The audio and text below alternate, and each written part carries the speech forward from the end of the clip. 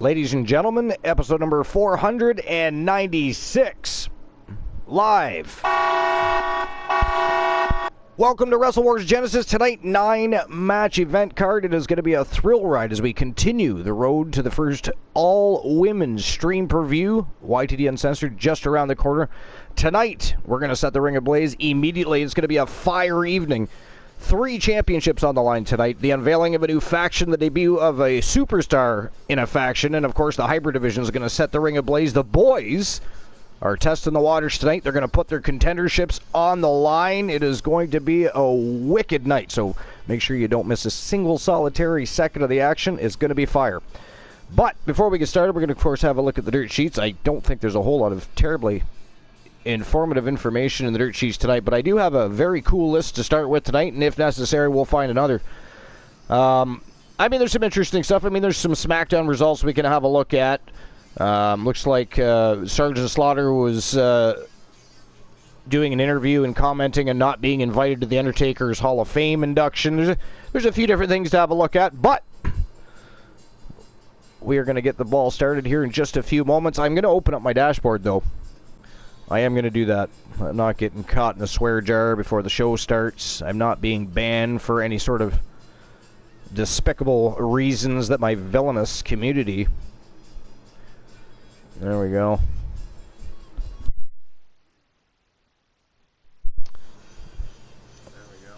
All right, there we go. I've got the dashboard open. Life is Great is in the house. What's going on, Life? Sir Jack the Greatest, also in the house. What's going on, guys? What's new and exciting? So, yeah, it's going to be a great evening. We've got some faction wars. We've got some hybrid division action. The contendership championships in the men's division are going to be on the line tonight. The boys testing the waters out. And, of course, we've got 3 title matches. So it's going to be a good evening. Together we will grow. But anyways, how was everybody's day? What's new and exciting? Tell me. Speak to me. Talk to me. What's going down?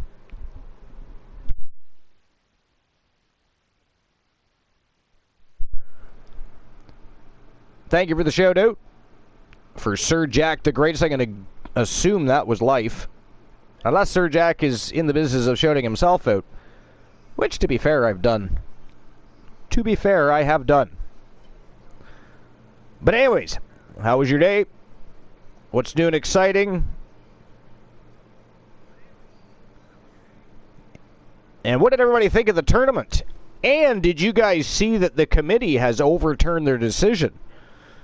It appears that B. Jackson and January immediately flew to headquarters, had a meeting with the championship committee, and were able to overturn the decision. Not only that, they have formed a new faction with Ronda Rousey, Shayna Baszler, and Sonya Deville. That is absolutely insane. And that certainly deepens the women's division as far as factions, the tag team division. Good God. I mean, if we didn't already have the Wolfpack gals and the Outlaws and the Blade Runners running wild and dominating the scene, now we've got a brand new faction, the Bullies. And they have been given back their contendership championship, so they are ready to rock and roll. Now, here's the thing. Currently speaking, Ronda Rousey and Shayna Baszler, the YTD Academy Women's Tag Team Champions, they're a part of the faction. So does that mean they're going to be challenging the Outlaws, or are we going to see some sort of coup being run here, a passing of the torch, if you will, and see Ronda and Shayna miraculously drop the titles to be in January? I mean, who knows? Things get crazy around here. You really never know what's going to happen, but tournament was rigged, and there was a conspiracy against the Blades. Oh my God. Maybe. But I'll tell you one thing. You know who was running an excellent coup? Was Big Bubba Bruno. That dude, he's a genius. I mean, he got caught in doing what he was doing, and by the way, his agenda was not completed. But he used the Gooner to pick up the tag titles with JC because the Gooner is in the hybrid division, right? He's tag team, Country Coalition. They're on the hunt for those hybrid division championships currently held by Phenomenal Outlaws, but he used the Gooner to pick up the tag titles for the Coalition, knowing very well he can use the Freebird rule to take the tag title, and then he went hunting for a second champion. He was trying to win 2 championships for himself in the same evening, but it did not work out for him. Big Bubba Bruno lost in the championship matchup, but that was crazy. And it was genius, and now Big Bubba Bruno, even though he lost he still picked up gold. The Gooner, of course, handed him the title. Freebird rule in effect. I mean, it's craziness.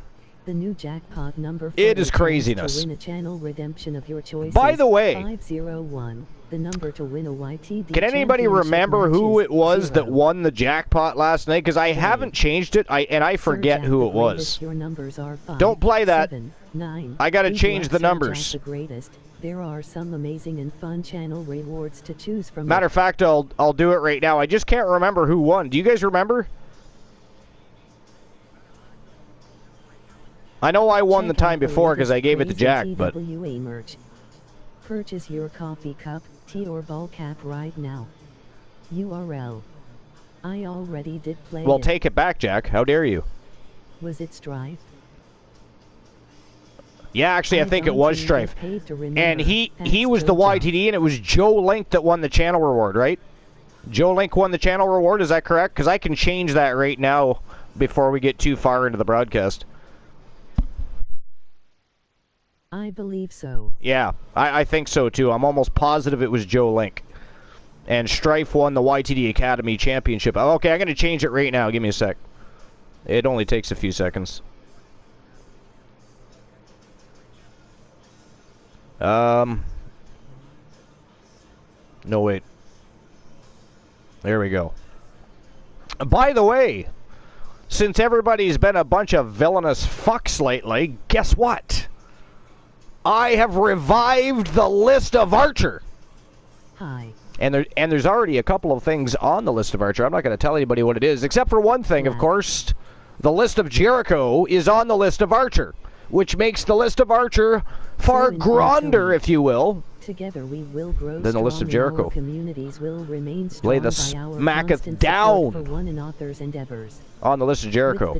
The list of Archer is supreme. Anyways, all right, so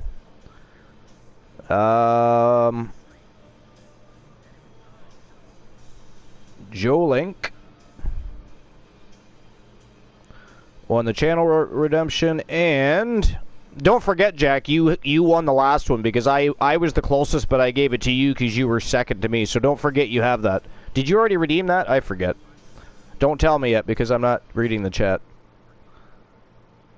To see a complete list of champions from each respective brand, simply type and WCW Strife won the YTD Academy Championship up. Okay, I'm changing the numbers right now.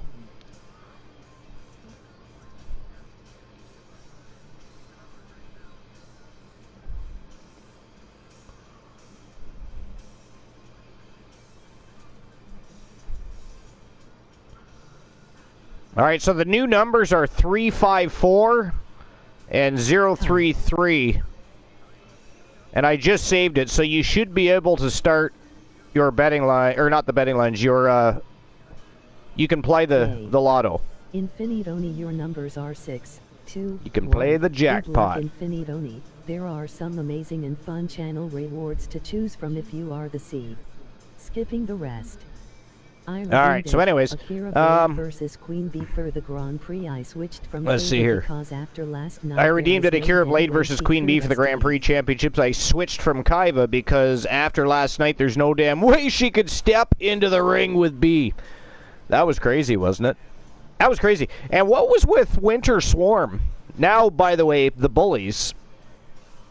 They're officially the Bullies with Ronda Rousey, Shayna Baszler, and Sonya Deville.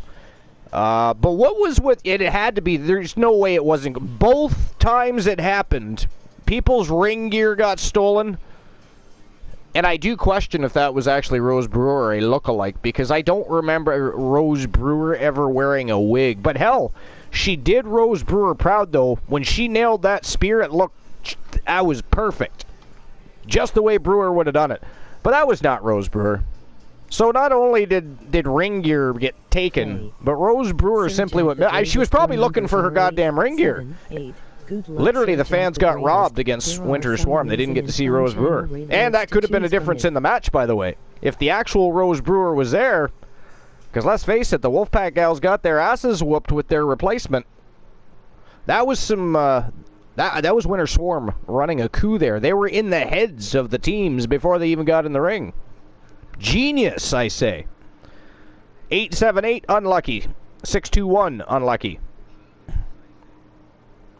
And Oni, welcome in, my friend. And Oni, did you see the news that the championship committee overturned their decision and awarded the championship contenderships back to the now bullies, January and B. Jackson? Now have a chance to choose any champions they want, even if it's Ronda and Shayna Baszler for those YTD Academy Grand Prix championships. Lurk. We're picking the Outlaws. And by the way, Oni, I did add you to the broadcast booth. If you ever want to join the broadcast and be on the show live, you can do that anytime you want. You do have access to that now. I did see you added me on the PlayStation Network. So we're good to go if that should ever happen. Yo, Strife! What's going on, Strife? Strife and Oni are in the house. But yeah, so that was pretty interesting. That was a great coup that Winter Swarm, now known as the Bullies, ran on their team. I mean, their challengers in the tournament. Crazy, stealing their gear to the point where Rose Brewer doesn't even actually show up. It's a replacement, a lookalike who did a very good job in the ring. You know, emulating Rose Brewer. I will say that. A bullshit. Again, the spear was genius. We're not. Sir Jack says bullshit. We're not fighting our own faction. Yeah, well, I didn't think you would. So I would assume you're going to be challenging at some point, anyways, the Outlaws. And by the way, Oni, I did have a question for you, Oni. I don't know if you've already been talking to the Queen of the Hive, but I was curious. Now that we have a brand new faction, the Bullies, by the way, we got B. Jackson, the coldest bitch on the planet, January.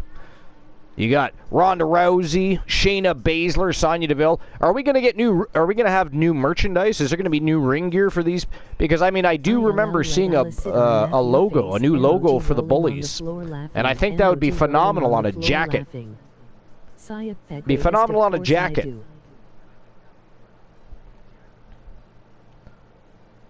Just curious. I mean, sometimes factions don't change the ring gear at all. Sometimes they do. It happens. Sometimes they just said, fuck it. There's nothing wrong with what I'm wearing. Sir Jack says, I'll let Alice sit on Matthew's face. She did mention oh, good God. I'll buy that for $1. She did mention that. I'll buy that for $1. I mean, I was just curious. It would be cool, I thought, because that's a badass logo. So to see that on a jacket or some ring gear. All right, yeah, we can do that. And I mean, we can discuss exactly. Ooh, Sir Jack gifting a Tier 1 sub to Infinite Oni. That's 5 gift subs to from Sir Jack the Greatest. Thank you very much, Sir Jack. The community appreciates it.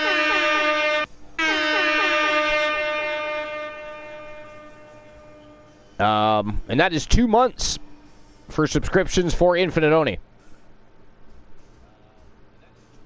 Oni, my guy. All right. So anyways, yeah, we'll have to just discuss exactly what you want to do with the ring gear, or if you just want to have jackets, or whatever you want to do. That way we can let, the appropriate team members know that can get that done.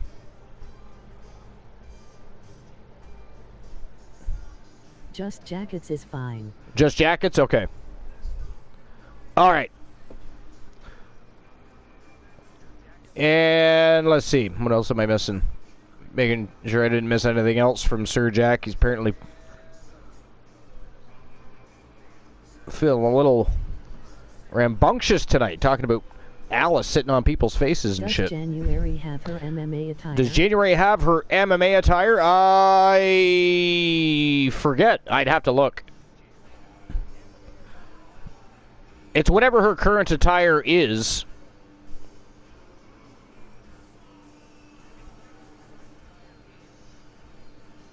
I just can't at this moment remember what the second attire looks like. I'll update it. Okay. Yeah, that's fine. Alright, so we may as well jump into the dirt sheets here. But before we do, I mean, there are people here. They want to see a show. We've got an epic 9-match event card. So I say we get the ball rolling. Get the juices rolling. Get the electricity flowing. It is time to get the show on the go. Wrestle Wars Genesis. It is episode number 496 tonight. So without further ado, let's go. And we're starting the match, the night off with a tag team contendership matchup. The boys, again, they're testing the waters tonight against the Weapons of Mass Destruction and the Wolfpack. But check this out.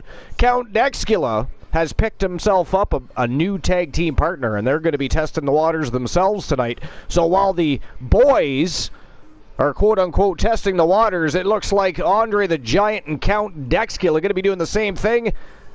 The Weapons of Mass Destruction, the third wheel, but they are a force to be reckoned with. This is a badass matchup. But what do you guys think? Do you think the boys can keep those contendership tag team championships? Or do you think we're going to see new contenders heading in to Uncensored? Now, of course, they won't be fighting for them Uncensored. They will be competing for the tag team championships prior to Uncensored, because Uncensored, YTD Uncensored is an all-women's stream per view. So you're going to see the women from YTD World War III, and you're going to see the women from Wrestle Wars Genesis in action all night, like championship matches all night long. It is going to be a thrill ride, and the women are in the spotlight. The first ever all-women's stream per view for the Archerverse. Froggy Mothlegs. What's going on, Froggy? What's new and exciting, my friend? Welcome in. Good timing. We're literally just about to get the first match of the evening underway.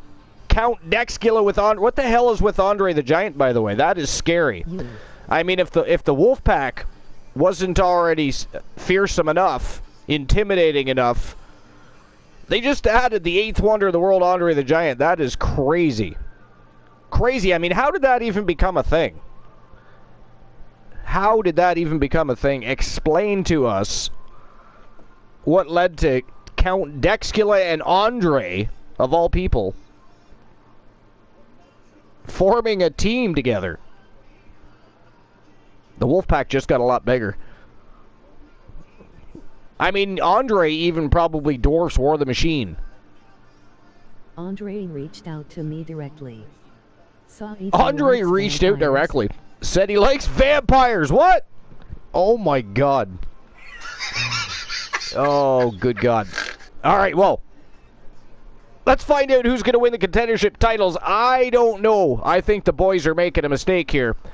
They're a formidable team. They did a great job coming back into TWA after being on a hiatus. They finally were able to pull their act together, win the contendership championships, but this is crazy. Weapons of Mass Destruction, multiple-time tag team champions as a faction. The Wolfpack, also multiple-time tag team champions as a faction, and they just got a lot bigger with the 8th wonder of the world, Andre the Giant. I think the boys are fucking crazy, but who am I to say anything? Let's find out. It is showtime and go time. Let's go!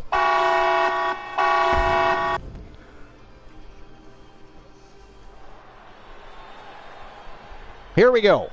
All right. Hey, I'm just reporting the news. We appreciate the news. We appreciate the news. Froggy, you got to join the broadcast again sometime yourself. You don't want to be like Sir Jack. You know, Sir Jack likes to jump on the broadcast booth before we go live. He talks all this shit about all the different streamer teams. And then starts talking about the history of pro wrestling, this and that. And I'm like, why can't you do that live for your community? Why can't you entertain the fans? You could be the co-host of the most for the night. It would be entertaining. But we all know how Sir Jack is. And he tucks tails and runs just as I go live. It's like, Jack, you there? Where'd you go? Jack? Hello? He's just... He's gone. I think he might actually be related to like either Poindexter or Carino Farmer. He just disappears. It's very strange. Very, very strange. But anyways, all right, so let's get into the dirt sheets and see what's rocking and rolling there. We may as well start off with some SmackDown results. Did you guys watch SmackDown?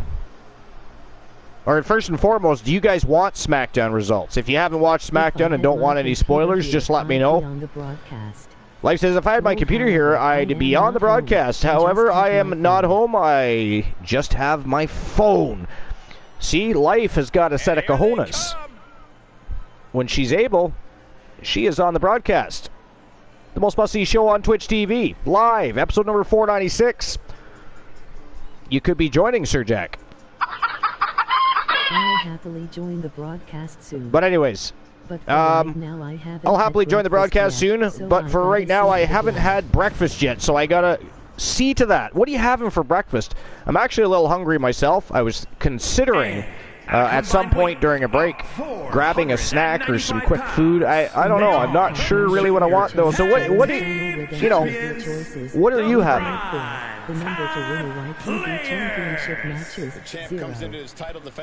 And those jackpot numbers are good. I changed them. You can see that Strife won the YTD Academy Championship up, and of course Joe Link won the Channel Redemption Reward. So the new numbers 354 and 033. Sir Jack the Greatest, your numbers are 9, 3. 935, unlucky. The greatest. There are some amazing and fun channel radios. I think some corn tortilla quesadillas, nice. Quesadillas. But maybe my money should be on Molitas. Money should be on Molitas? They're here. I mean,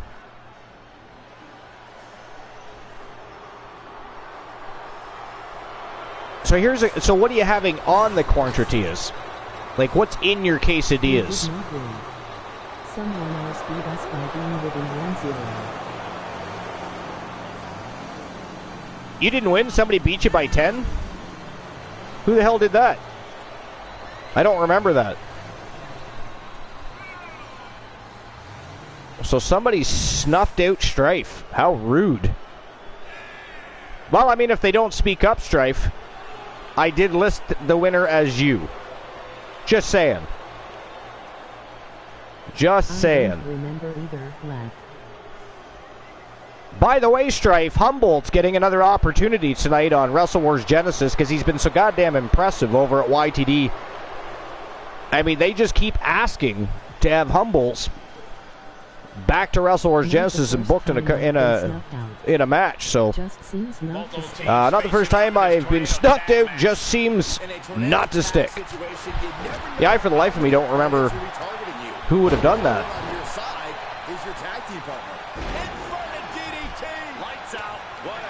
All right, so here we go.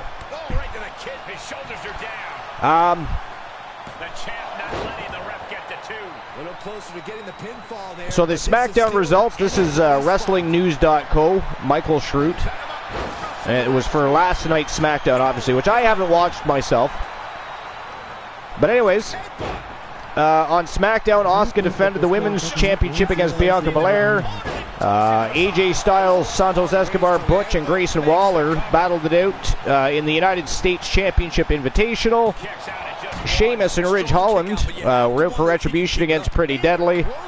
So it sounds like a pretty interesting show. So let's find out exactly what went down. I'm not gonna read everything because all they do is list what, a small synopsis of what happened during the match. I'm just gonna figure out what happened first and what happened.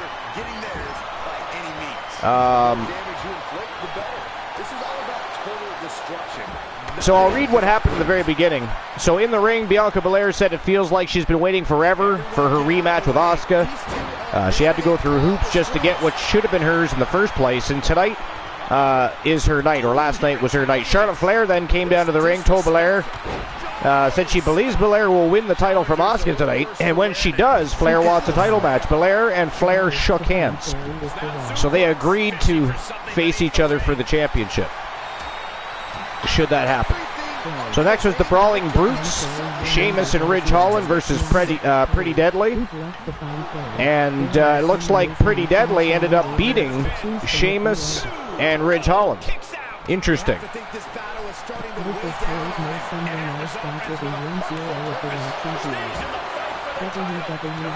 Next match, Bayley with Io Sky versus Zelina Vega. And the winner was Bayley.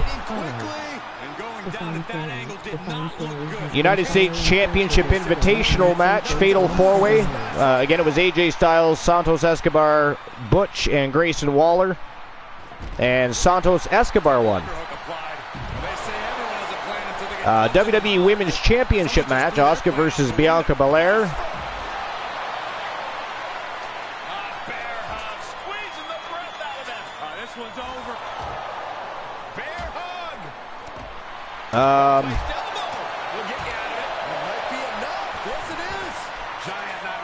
So I'm just trying to figure out exactly what happened because it doesn't. So here we go. So it says Bayley and Io Sky showed they bought a ticket and sat in the front row. Charlotte came through the crowd with a ticket in her hand.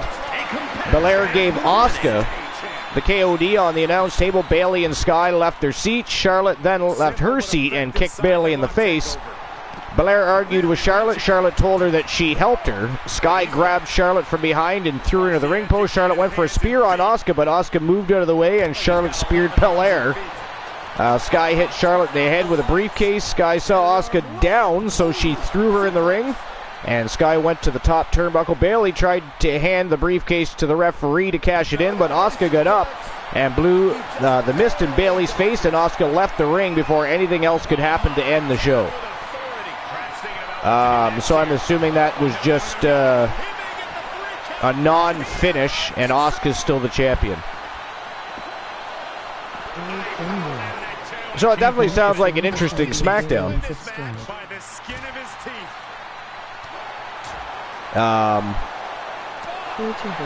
It didn't list all of the happenings, though.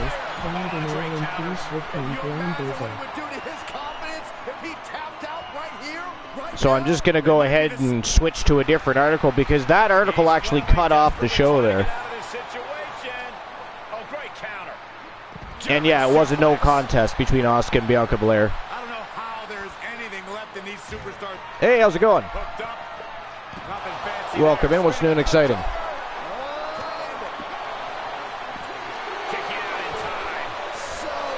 Infinite Oni. On the broadcast, episode 496 live. But yeah, so what's new and exciting? How was your day?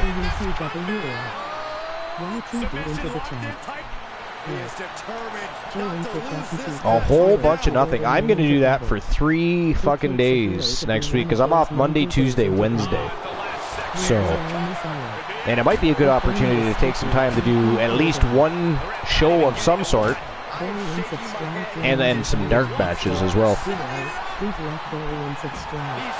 Pardon me? They can't hear you. Do you have your audio shared? You just got to go into your device settings for your... Or is it device settings? Yeah, I think it is. And you have to make sure your audio for your headset is shared.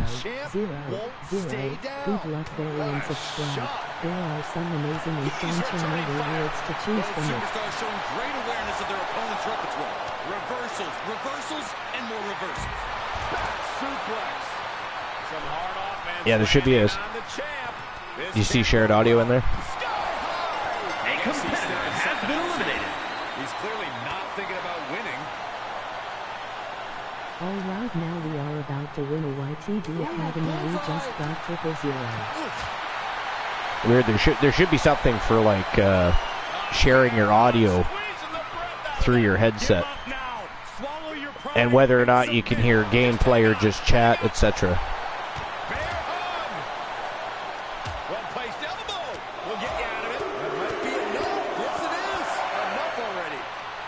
Are you on the broadcast booth settings, or are you on the main settings? Maybe it's a broadcast setting then. Well-placed punch, ugly but effective response. It could very well be. And a punch, backbreaker. Because I know other people have had the same problem when they first get on the show, that only I could hear you or them, He's got the target acquired. but the chat couldn't hear them. 0-0-0. What the hell? I don't think I've seen anybody ever get that. But Strife, that puts you in the running. Let's see, which number does it put you? I forget. For the YTD Academy Championship up. It's 0-3-3. You got 0-0-0. That's crazy. I've literally never seen that. Has anybody else ever seen that? I've never seen 3 zeros. Yeah, this is Breaking not the good. jackpot mission You don't already. say, Saxton. TWA. That's nuts. Target in the arm now. Anyways, were you able to find it? He isn't finding any space to recover. He's got to boost up his levels of aggression at this point. Drives his opponent down with a Uranagi. Play. Lift is great, your numbers are 0. Alright, let's see here. Lift is great. There are some amazing and fun channel rewards to choose from if you are the choice. So you go to settings, devices. To win a channel redemption of your choices. And he escapes the submission The number before to things win a got more YTV disastrous championship for him. match And is he gets 0. tossed back into the mat. Play. Lift is great, your numbers Party are settings. 6, 0. Allow your voice to be shared. There are some amazing and fun channel rewards to choose from if you are the choice. Don't forget to follow the action in YTV World War 3 on YouTube. URL Virtuverse 5755. The challenger forces a shoulder up. You are not alone in your shock, Cole. We all thought that was it. And he slides him back to the mat. Do you see that? Strong right forearm. He was elusive there. Clothesline! Off with their head. Alright, well, while we're figuring that out, I may as well jump back into the dirt sheets here. He's trying again. That's it. Calling it by knockout. And before we do that, ladies and gentlemen, that is it. That is all for the tone-setting match of the night. The winners of the match and new contendership champions from Team Dedrick. I mean, I can't believe they even won that. And Team Superstar. Techno, it is Mnemonics and the man called Drek. They are the weapons of mass destruction, and they are your new #1 contenders, well, to whichever tag team championships they want to go after. Congratulations to Team Dedrick and Team Techno, and of course the weapons of mass destruction. Well, Dex and Andre didn't win, but I was correct. The boys were not able to retain. I mean, that was that had to have been a nightmare match for them. Nightmare match. I mean, I wonder what was on their heads when they first saw that they were facing Count Dexcula, Andre the Giant, and weapons of mass destruction. But when you talk a little trash, sometimes a little trash goes back your way. All right, here we go. Next match of the evening. Former YTD Academy Grand Prix champion and multiple-time tag team champion from Team Shadows, Tony Stone, taking on the current reigning defending world champion, Cody Rhodes. 1v1 Falls Count Anywhere. It is a non-title contest, but Tony Stone was unable to win the #1 contendership. He would like to still be considered in that championship discussion. Cody Rhodes gave him a bone. If you can beat me you'll be included in the championship matchup prior to YTD Uncensored. So here we go. Tony Stone, Cody Rhodes, non-title, Falls Count Anywhere. Let's go.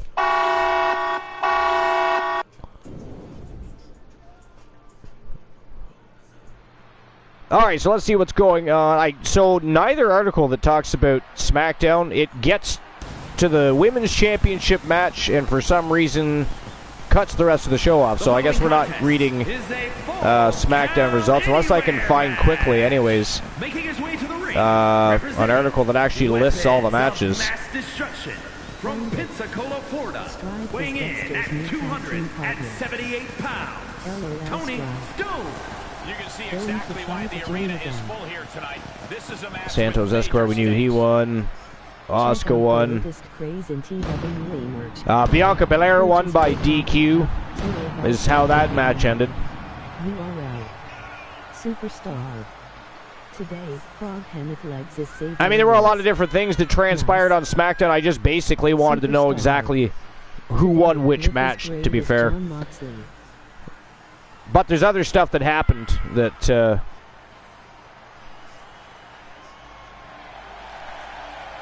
but I'd have to read through a whole lot of stuff that we don't care about just to get to most of it. All right, so there was an article from WrestlingNews.co by Michael Schrute. It's Sergeant Slaughter.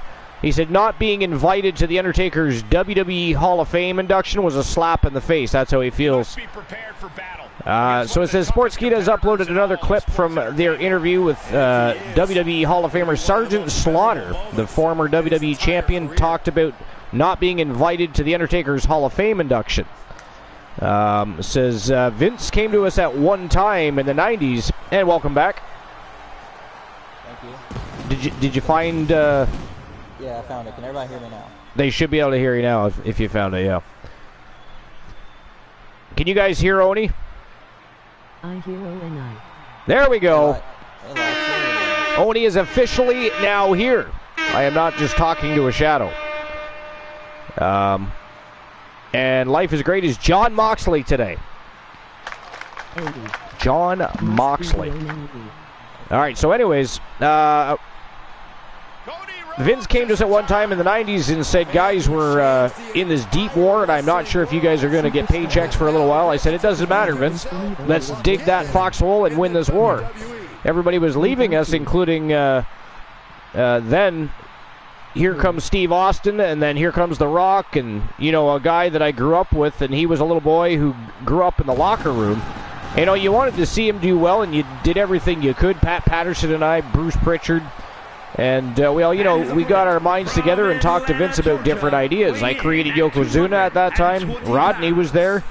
Vince said, I don't know what to do with this guy. I said, he's a hell of a talent. I've worked with him many times. He said, yeah, I've got 10 Samoans now. I don't know what to do with him. So I started thinking about it, and I said, a sumo wrestler. He came through with flying colors. We all stayed there, and we fought that war. We won that war.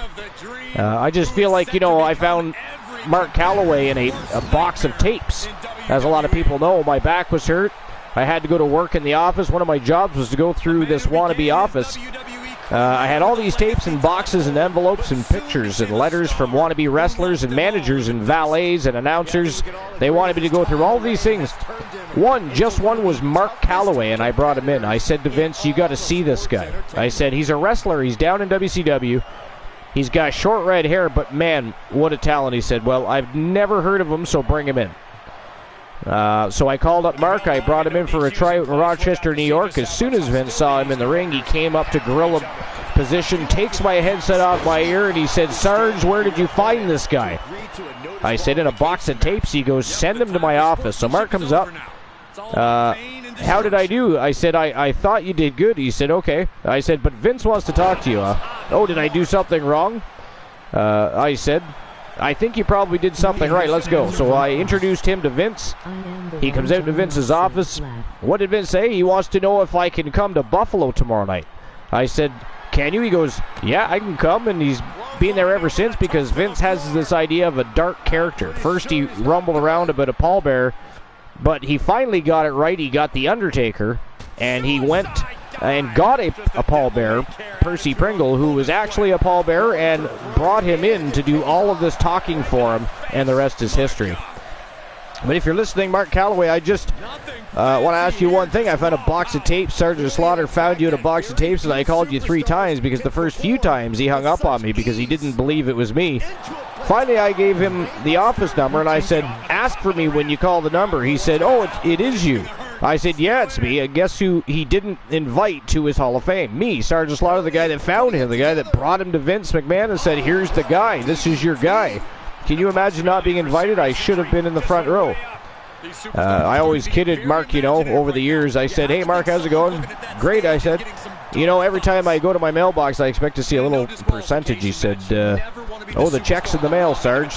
The check is in the mail. Then that gives us a little bit of ha-ha for a while. But, oh, boy, you don't invite somebody that kind of brought you to where you are today, even to your Hall of Fame. I mean, that was a slap in the face right there, and if you're listening to this, Mark Calloway, I don't understand it. I really don't understand it. And that's where I'm sure there's more to that interview, if you find the original source, but it is interesting. I'm very curious as to why he... That's what I heard, too. Can you Google that? Let's Google that. Let's fact check Mr. Sergeant Slaughter. Let's get one thing straight. I am a Sergeant Slaughter fan. I have no problem with Sergeant Slaughter, but I specifically remember I thought Paul Heyman had mentioned him to Vince McMahon, not Sergeant Slaughter. So I agree with Oni on that. I'm pretty sure I read something about that, but unless they both found him, I don't know. 354. The number to win a YTV championship match is 0. All right. And by the way, Glenola will not be joining us tonight. He's apparently under the weather, so he's recouping a little bit. So he wished everybody a great show. Can we get a shout out for Glenola, please? Things can go wrong now. Rhodes has become relentless. Yeah, Cody Rhodes is clearly in control. But yeah, so he will not be here today. Froggy, who are you today? Oni is Ric Flair. And rolls him off. Just scrolling back a little bit to say, did you play, Frog? Did you do that?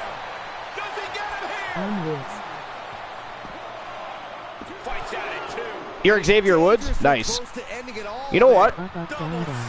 I've said this before, and we've talked about this before, but I'm a big Xavier Woods fan. I really even enjoyed his back then TNA body of work, now Impact. He was Consequences Creed. And that dude, you know what the funny part of the whole Kofi Kingston's been WWE champion? Not that he doesn't deserve it, he absolutely does. Big E has been WWE champion, also deserves it. But where's Xavier Woods in that picture? Seriously, out of the 3, he's actually the better wrestler. That dude is so agile. He's just as agile as Kofi Kingston, but has a better wrestling repertoire. So I don't get it. He's charismatic. He's tough. Like, I don't know. I don't understand that. Only 2 of the 3 get a WWE Championship match. Come on, let's get Xavier Woods pushed.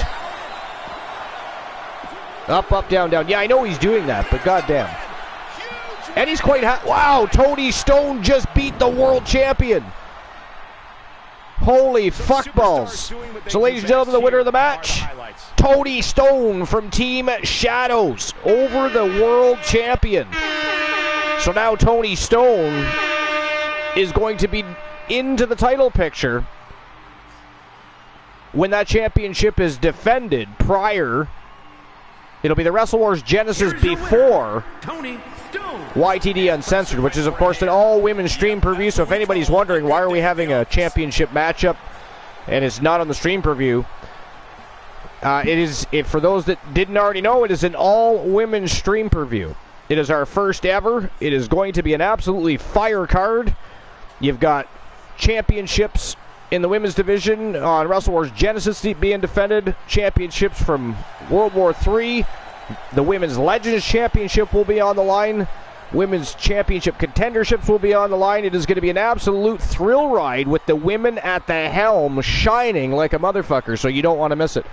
But, so Tony Stone now in the title discussion prior to Uncensored, and that's going to be a very interesting match because Cody Rhodes already set to face Kenny Jackson. Kenny Jackson's, yeah, he's the contract case holder. So, but that said, Tony Stone, absolutely, I mean, he just beat the world champion, and I think he's equally as capable of beating Kenny Jackson. No offense to Kenny Jackson or Team Honeybee Wrestling. Kenny Jackson's a great talent, but Tony Stone is just on another level than most people, you know what I mean? He just is. He just is. Team Shadows, or whatever they do, and feed this gentleman. They should just keep doing that. Yeah, Tony's always been a great athlete. Yeah, absolutely.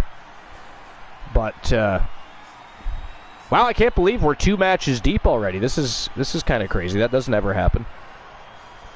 We're not even an hour into the end of the show yet. 2 matches done. We've read dirt sheets. We've had conversations. What is going on? But that's okay because time allotment depending. If the show does end up running a little quicker than normal, we will simply have some matchup requests. Or maybe we take care of a couple of redeems. We'll figure it out. There's always streamer teams that have redeems that they want taken care of. So we'll see what happens. But not even an hour in, we're 2 matches deep. We're about to go 3 matches deep. So, very interesting. But anyways, yeah, Tony Stone has always been, doesn't matter what promotion he in, he always does very well. Always does very well. All right, here we go. Matchup number 3, and it is a trip to the hybrid division. And check this out. We're going to have the Gooner, Luke Palmer from Team Luke the Gooner 94, saddling up with, of course, Mickey James is the Gooner, taking on Nikki and John Cena. That is very interesting. I mean, we can't have Brie and Daniel Bryan anymore.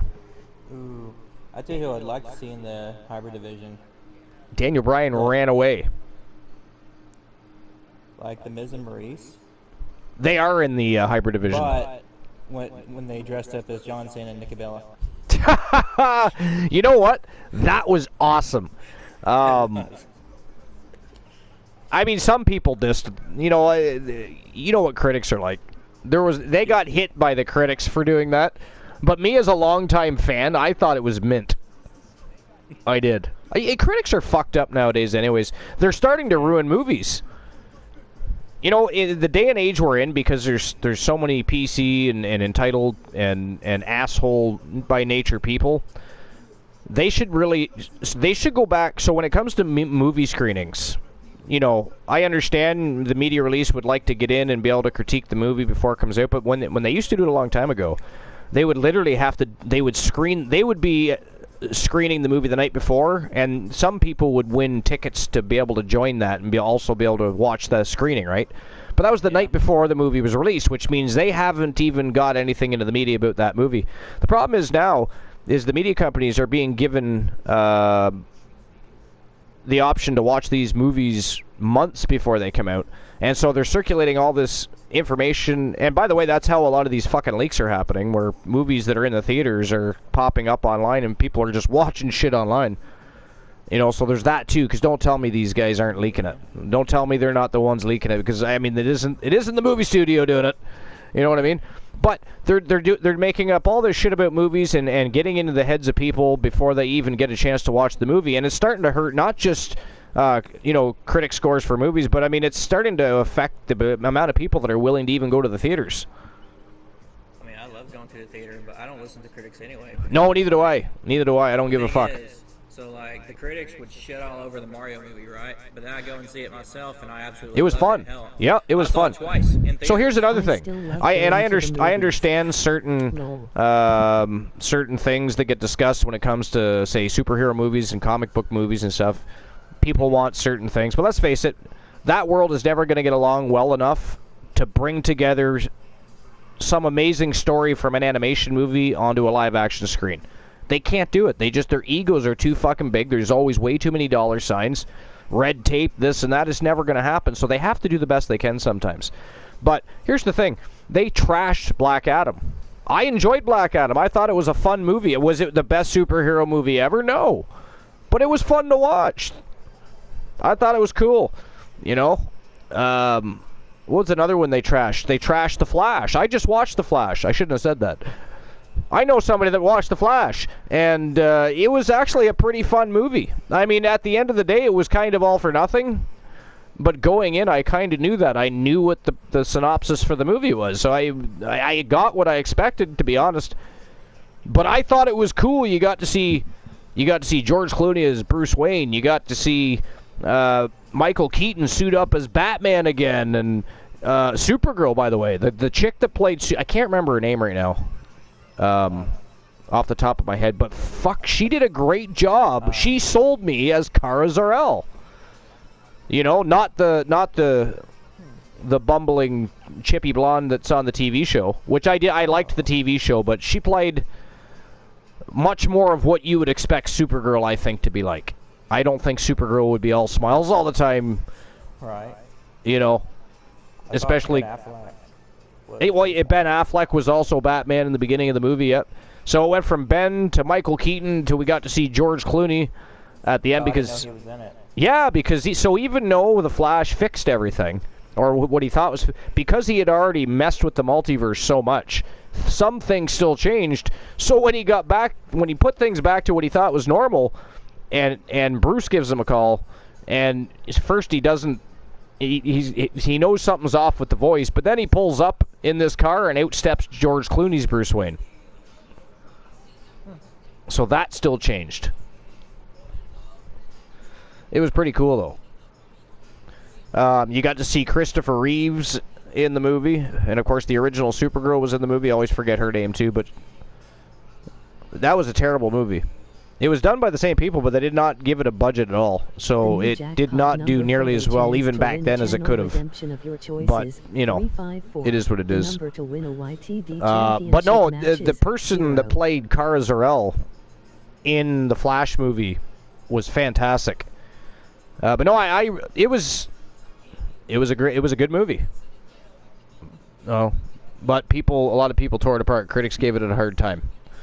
So, but anyways, before we get into any further conversation, we may as well get this Hybrid Division match underway. It is Nikki Bella and John Cena versus the Gooner and Mickie James Country Coalition. Let's go.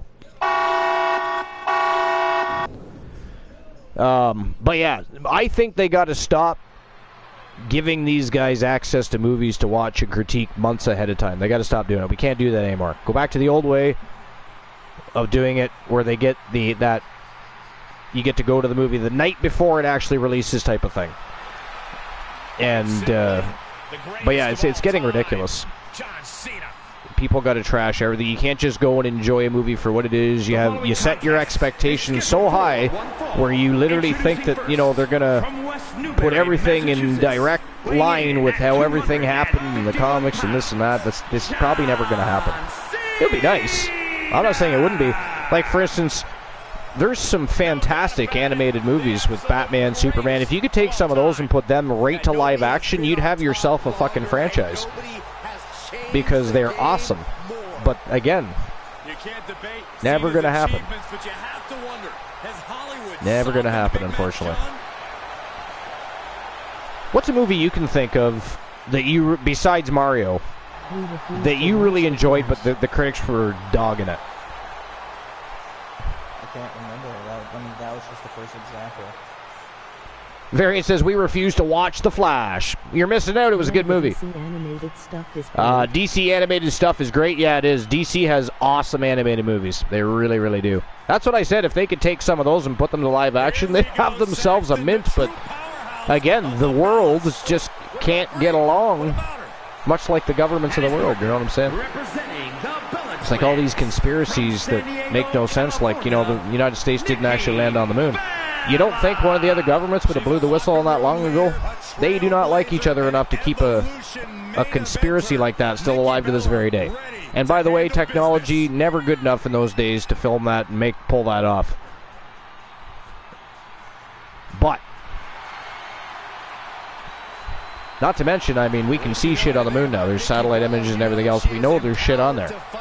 So you can't even argue it anymore. I mean, flat earthers can. They still think it's just all, you know, some sort of projected screening. The moon is actually a nightlight type of shit. But I say you just need to take some of those flat earthers and put them in a rocket and send them up into space. Let them explain that shit. And, by the way, and have them do a spacewalk. And have them explain that shit. Have them explain that shit.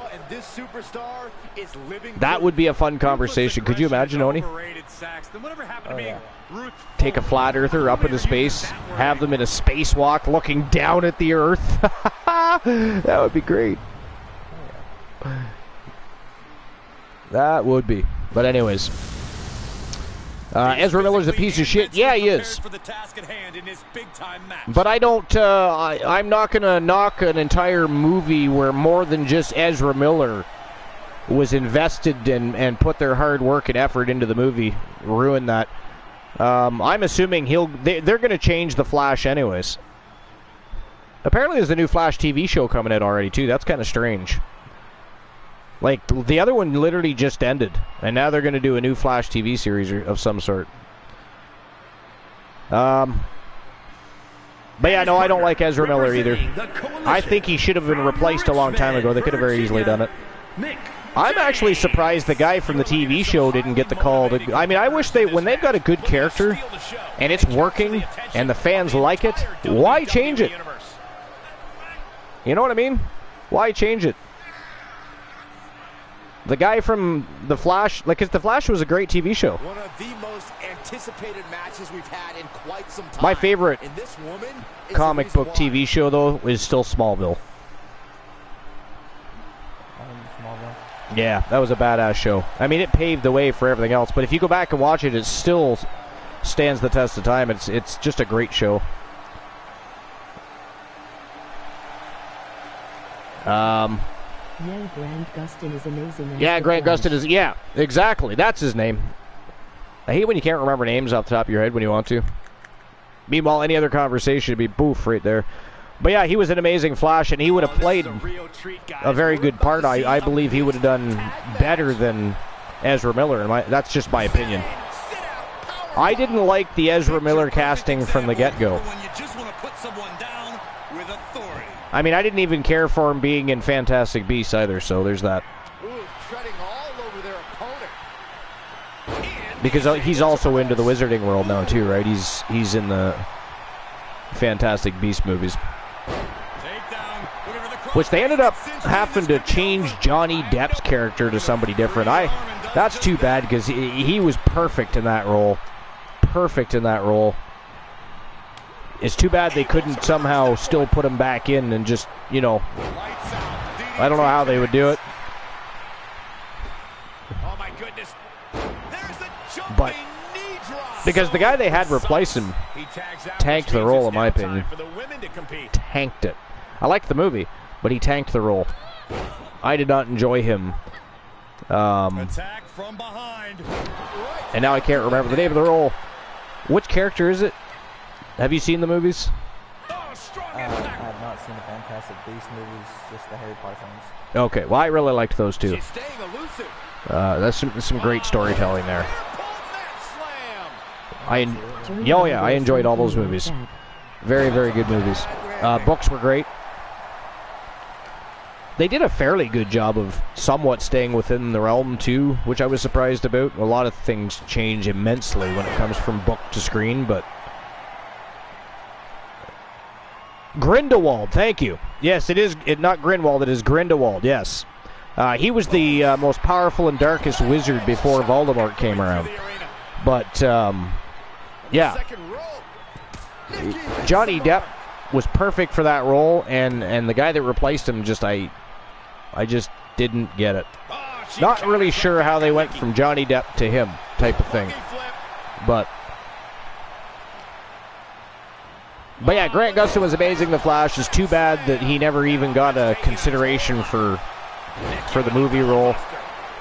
But because that's the other thing, you get tired of having again, when you got somebody that works, the fans like them, why have two different of the same character going at the same time? Small screen, big screen. And let's be honest, the lines between small screen, supposed small screen, and big screen are now so blurred because of platforms also creating movies, etc. That really, I just think they should, like, even like they took Daredevil and put him in the movie, right? Why could they have not done the same thing for DC? Why did they do it? Because that guy was an awesome Daredevil. If you watched the Daredevil TV show, it didn't last very long, but that dude was awesome as Daredevil. I unfortunately am in the camp where I can't separate the art from the author. I'm usually okay at doing that, but this specific author thinks that everyone supporting her fandom supports her worldviews, and that's definitely not the case. Yeah, well, I mean, she doesn't even own the rights to the movies or anything anymore. Rowling is also a piece of shit. His best move didn't get the job done. But it doesn't matter what she thinks. And most of the people that were in those movies, by the way, that worked very hard to create those movies, they don't agree with her either. Things went from bad to worse. They don't agree with her either. Matter of fact, they want to do, eventually they want to do the Cursed Child movie, but most of them have already said that if she has anything to do with it, they won't return. And there's the save. Yeah, J.J. Rowling, she is a piece of shit. Yeah, it's Rowling, not Rowling, but What's up, brother? she is a piece of shit. Today? Yo, Hutchie, what's going on? Welcome in. We're just talking about J.K. Rowling being a piece of shit. I still enjoyed the movies, but yeah, she's a piece of garbage. Piece of trash. But I'm not going to let her ruin that for me. I mean, and let's face it, it's not like she made the movies. She wrote the books, completely different set of minds and genius took it from there. And now we're to the point now where she doesn't even have, she has sold the rights to characters and other such things to other people. That's why they're doing extended Wizarding World, etc. But yeah, to my knowledge, she won't have anything to do with any movies going forward anyways. It just makes me sad. She wrote a wonderful Yeah, she did, yeah. about being so authentically you. And you can skipping the rest. Yeah, she's ridiculous. You can't convince me that there weren't spells and potions to make you more you. Yeah. No, she is a piece of garbage. I completely agree. I would not read any more of her work. I would not invest in anything she did.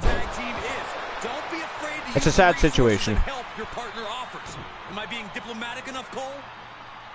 Rags to riches story herself, and she ruins her own legacy with that shit. You know what I mean? Like, how ridiculous is that? That you ruin your own fucking legacy because you're a piece of trash. It's crazy. There seems to be a lot of that going on these days, though. You know, look at something even as simple as what Rick Steiner did. Oni, did you hear about that? No. No? Yeah, Rick Steiner said some not okay things. Offended many people, we will say.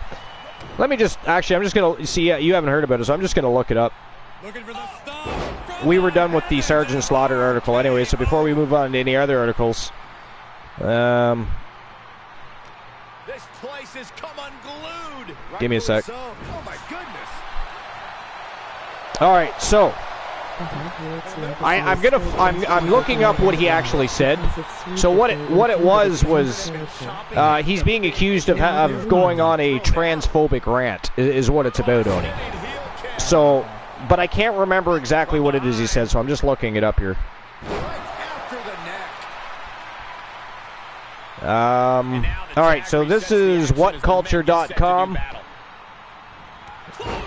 and it's by Scott Carlson. And this was apparently this was towards an Impact knockout from their knockouts division as well. Now this actually happened back in April. Actually, it was probably March because the article was written April 2nd.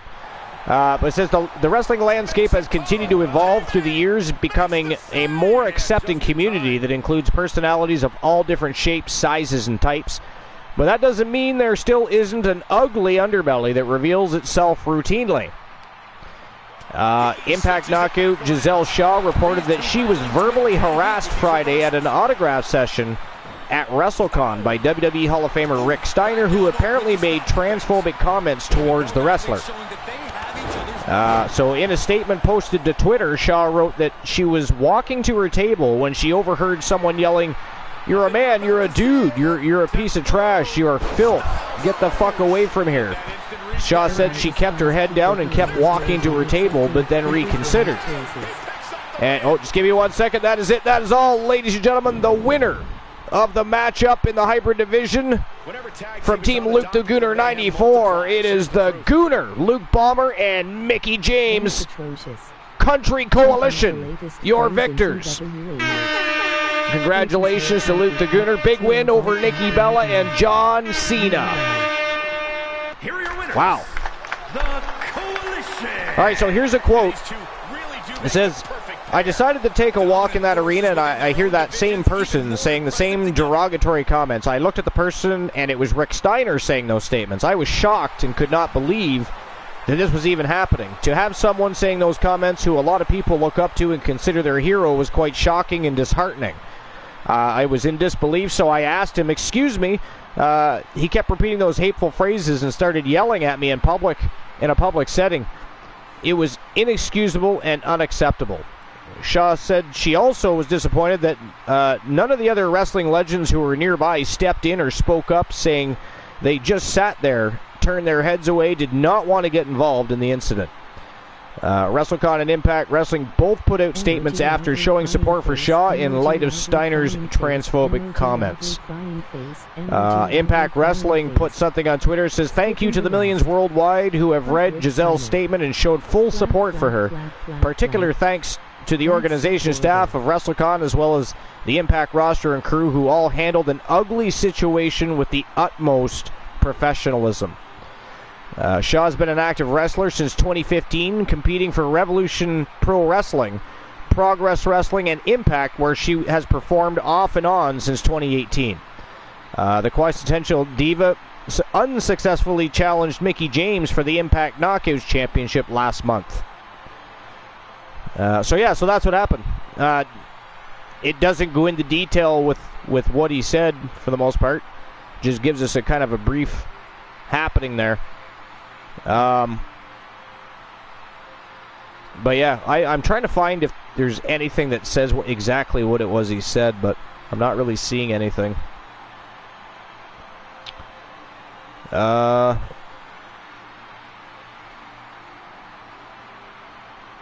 It just said basically about you're a man, you're a dude, but there had to have been more to it than that, you know what I mean? I don't think that's...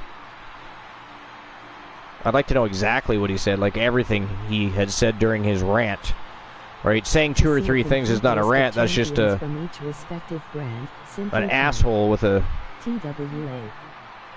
some sort of narcissistic comment. Bigotry. That too. Yeah, I don't see anything that actually says exactly what else was said in that rant. But I mean, that was enough said, and totally unacceptable and inexcusable in my opinion. So I won't be surprised if Rick Steiner even ends up being removed from the WWE Hall of Fame over it. You know, it could very well happen. All right, so let's move on to the next match of the night before we continue. And it is another trip to the hybrid division. This time it is Mr. Perfect and Charlotte Flair. Perfect Flair taking on the Archers, the one Elijah Archer, and of course Mrs. Archer. It is Melissa Archer herself, the women's world champion. And Archer, of course, the pure wrestling champion after reclaiming his championship. It is showtime and go time. But Oni, what do you think? Perfect Flair or the Coalition? What do you think? Much I'd say, I'll probably put it on the Coalition. You're going to go with Coalition here? Yeah. And I'm going to catch up with chat, too. What do you guys think in the chat? The Coalition or Perfect Flair? Collision. I'm just going back because I was reading that article, so I want to see if anybody else had something to say. People sell their soul for less. That definitely happens. The Hogwarts Legacy is still questionable to me as well because it's sweet and they included a trans character, but they literally named her Sir. I don't think it is Sir. It is Sarah. Perfect Flair. Pretty sure it's pronounced Sarah, not Sir, but... I'm also going Hutchie says, I despise people who are ignorant and unaccepting of people's life choices. I mean, I despise people that are ignorant about people in general. And it was atrocious. That is absolutely correct. Fuck the Steiner. Fuck Rick Steiner. I thought it said fuck the Steiners at first. I said, whoa, Scott didn't say anything. Fuck Rick Steiner. Yeah, absolutely. Fuck Rick Steiner. It's horrible on many different levels. Sexist, I wouldn't be surprised. I actually think that could happen. I think he could get removed from the WWE Hall of Fame over that. And to be honest, I think that would be deserving at this point. That's just my opinion. V-Triggers Rick Steiner. Yes, I said Perfect Flair. Oh, are you picking Perfect Flair?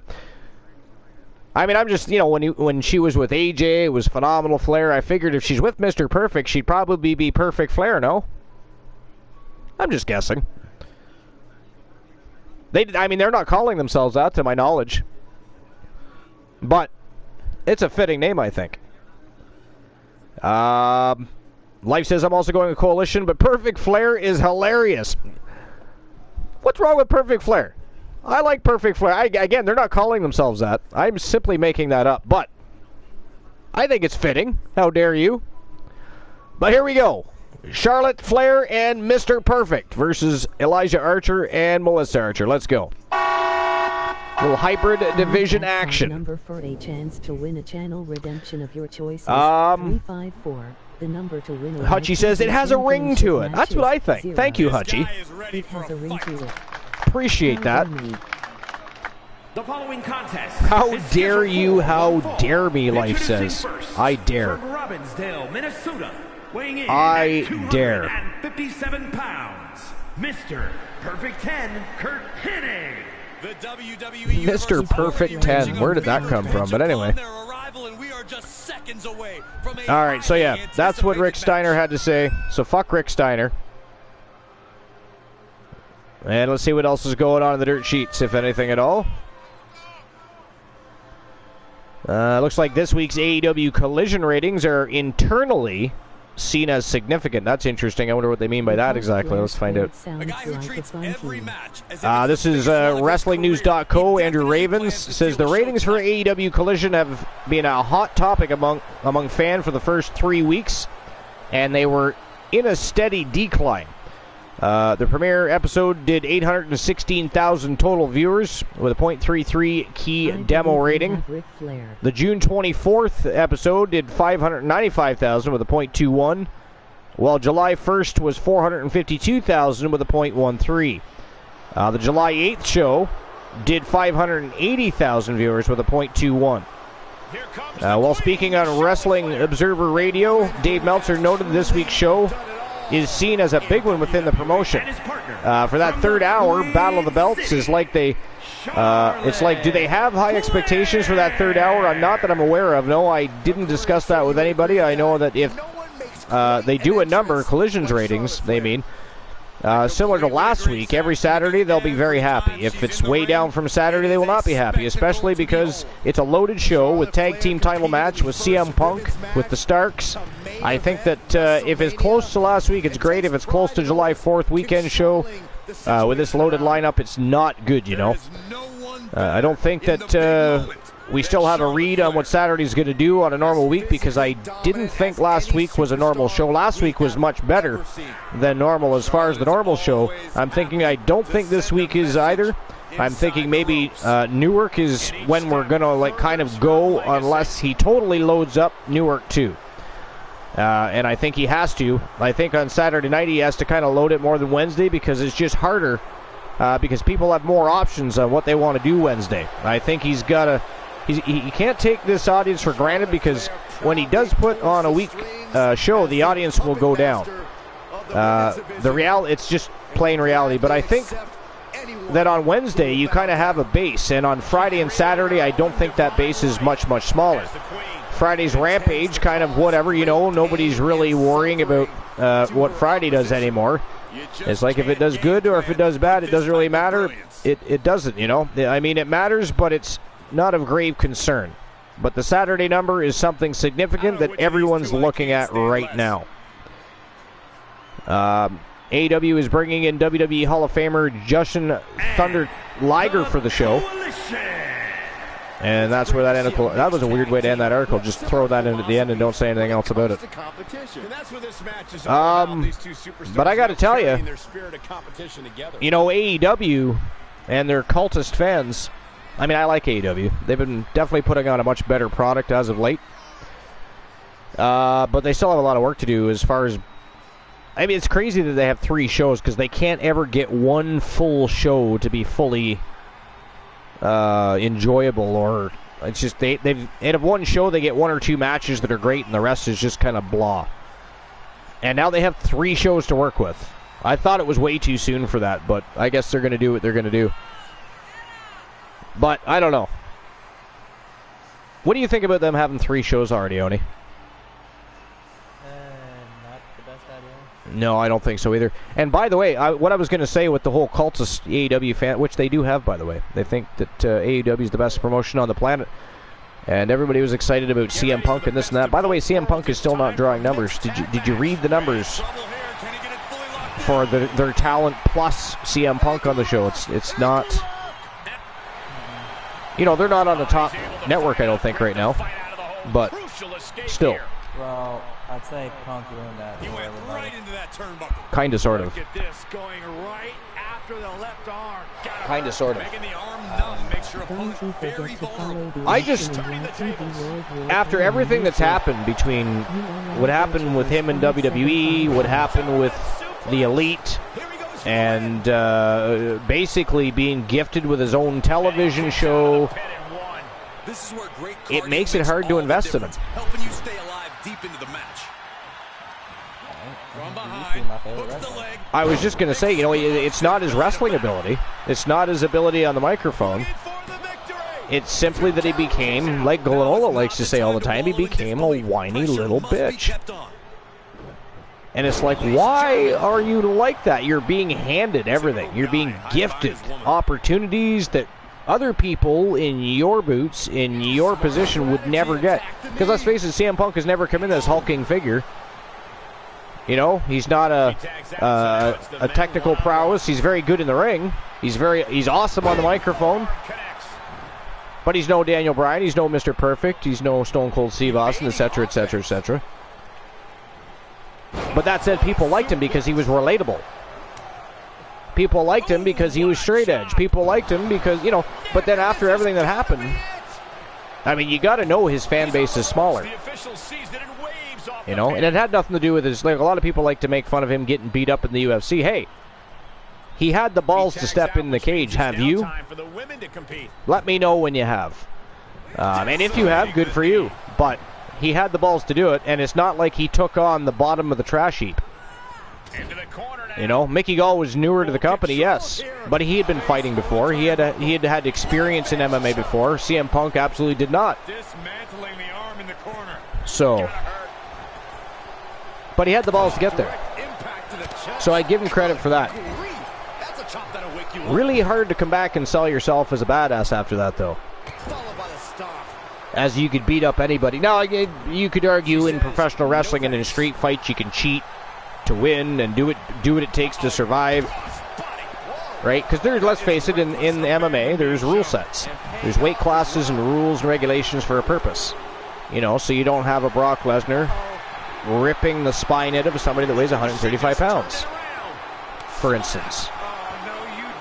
Which would most definitely happen. I mean, knock Brock Lesnar, if you will. He was a champion in the UFC. He was interim champion. He was champion. And by the way, Brock Lesnar fought all of those matches According to his doctor, he would have been at less than 60% capacity because of his battle with diverticulitis. And that it always begged the question, how the fuck did they ever clear him to fight to begin with? Because we saw when he came back at 100%, so he came to Canada, the doctors saved his life. That's why he lives in Canada now. He credits doctors in Canada for saving his life, so he wanted his family to live there. He considers himself Canadian now, apparently. But anyways, neither here nor there. When you saw him come back at 100%, when he was healed up and ready to go, he fucking steamrolled Mark Hunt. And you can say, oh, he was taking this or that. What he popped for was dick pills. That's what he popped for. So did John Jones. There was an ingredient in the dick pills. It's just John Jones was willing to publicly talk about it. And for a couple years straight went to battle over it before they finally figured out what it all was.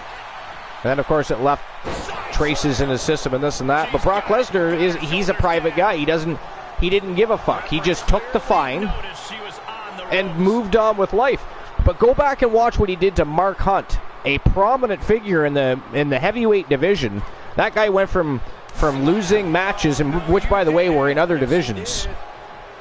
When he first started his MMA career, it wasn't great. It was back and forth, his wins and losses. But when he went to the UFC and ended up in the heavyweight division, he was knocking motherfuckers out. Brock Lesnar went in there and absolutely steamrolled him. And then went back to pro wrestling, and, he's been entertaining fans since. So, he lost to Cain Velasquez. By the way, Cain Velasquez was on steroids. Everybody noticed after USADA came in, Cain Velasquez disappeared. And then came back thinner. So he too was on steroids.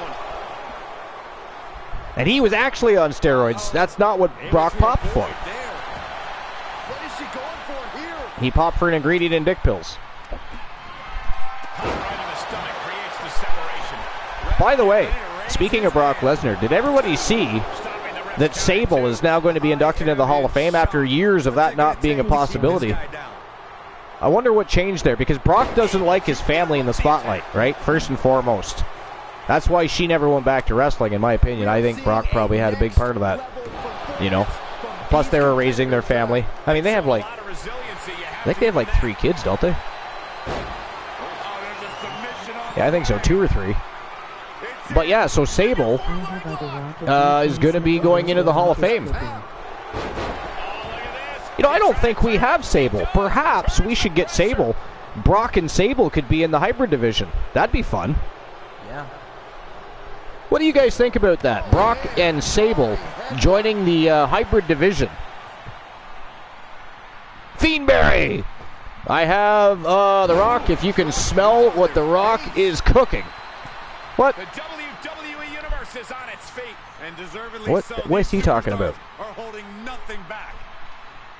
Can you figure that out, Oni? What the hell's Fiendberry talking about? Anyways, welcome in, Fiendberry. Appreciate you stopping by. Oh, okay. I didn't see you do that, so I was like, that's really random. But okay, so you are The Rock. You are the most electrifying man in sports entertainment. Or were. The one Elijah Archer questions that moniker. Fiendberry has been following the Archivers for 8 months, 8 days, and 18 hours. Thank you very much, Fiendberry. We appreciate you. I mean, Sorry, is anybody but?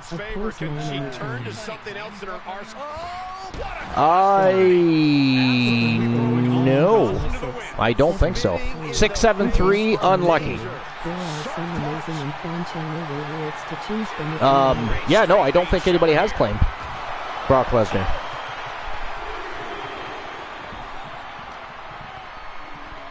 Toss back into the ring. Brock Lesnar. Oh, no. Look at that. Brock Lesnar has been officially claimed by Infinite Oni. Imagine if he joined the Weapons of Mass Destruction. Tag team partners perhaps with Pneumonics. Although, I got to tell you, Pneumonics and Dedrick rocked the shit out of that match today. I didn't expect that. I actually thought Count Dexkill and Andre had a good shot at winning those contendership titles, but out of nowhere, Mnemonics and Drek. I mean, they led the way for the weapons of mass destruction today. But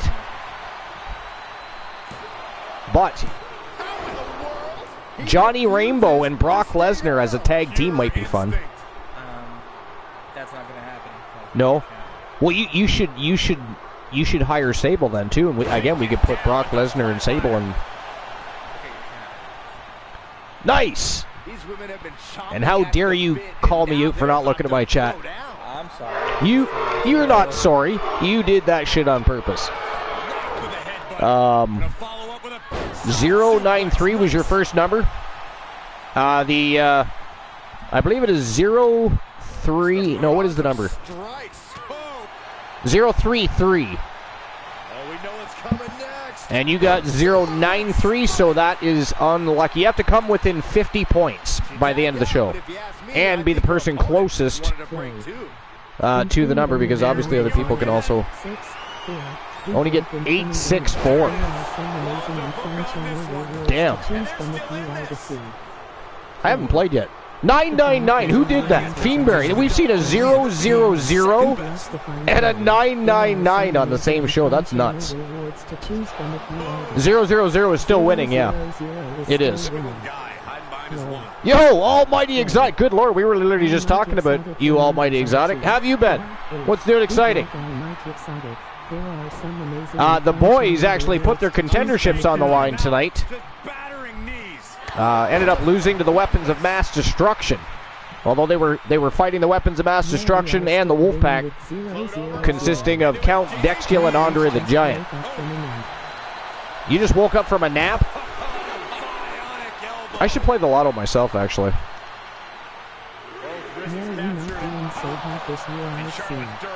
No, yeah, it's been kind of up and down so far for the boys. I don't know what's different, what changed as far as... Maybe it's just ring rust, who knows? Maybe they're just having a hard time getting things going. When they won the contenderships, they looked very good. They worked well together. But tonight against Andre and Dex and the Weapons of Mass Destruction, they didn't fare so well.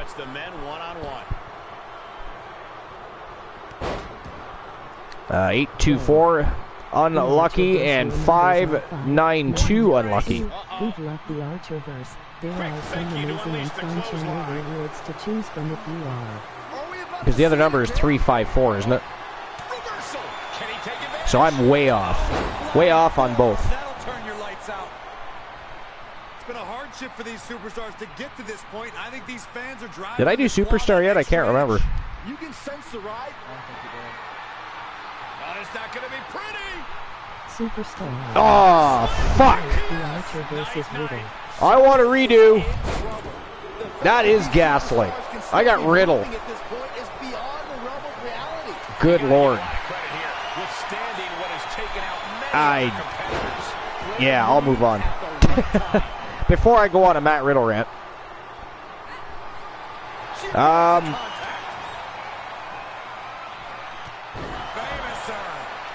So here's something from Ringside News.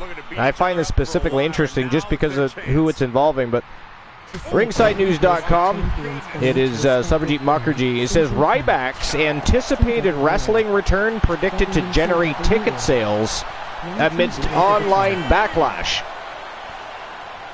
So that's interesting, because who would have ever thought you'd see Ryback anticipated wrestling return and generated ticket sales all in the same sentence at this point. So it says Ryback's reputation continues to plummet, and now no one wants to have anything to do with him. This is especially because of how he's been acting on social media over the past 7 years. Ryback has been calling out Goldberg for a match, and it appears Jeff Jarrett believes Ryback's pro wrestling return will sell tickets.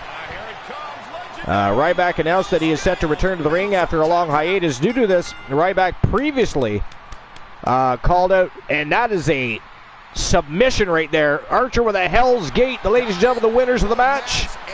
The one, Elijah Archer, and the Warrior Princess, Melissa Archer. They are the Coalition. Another quick look at those superstars in action in that tag Beat up on Perfect Flair they did.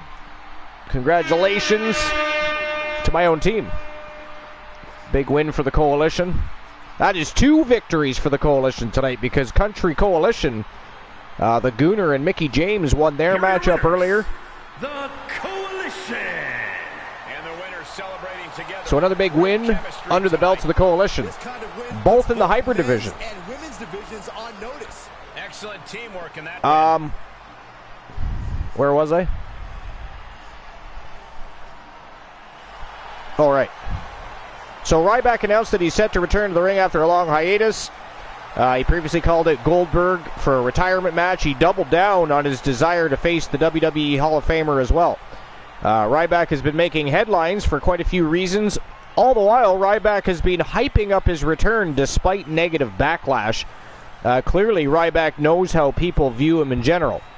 While speaking on Ask Me Anything edition of My World, a fan asked Jeff Jarrett about the possibility of Ryback returning to pro wrestling, and Jarrett stated that he believes Ryback's pro wrestling return will sell tickets in the end.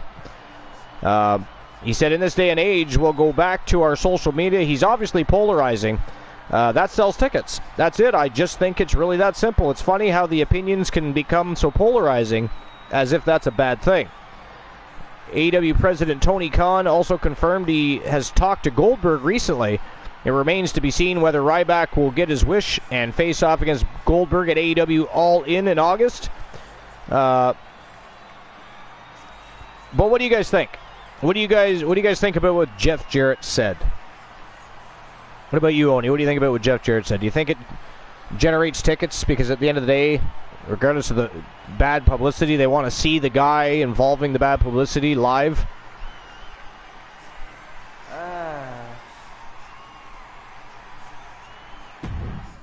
I can't say. I mean, it's not going to draw me.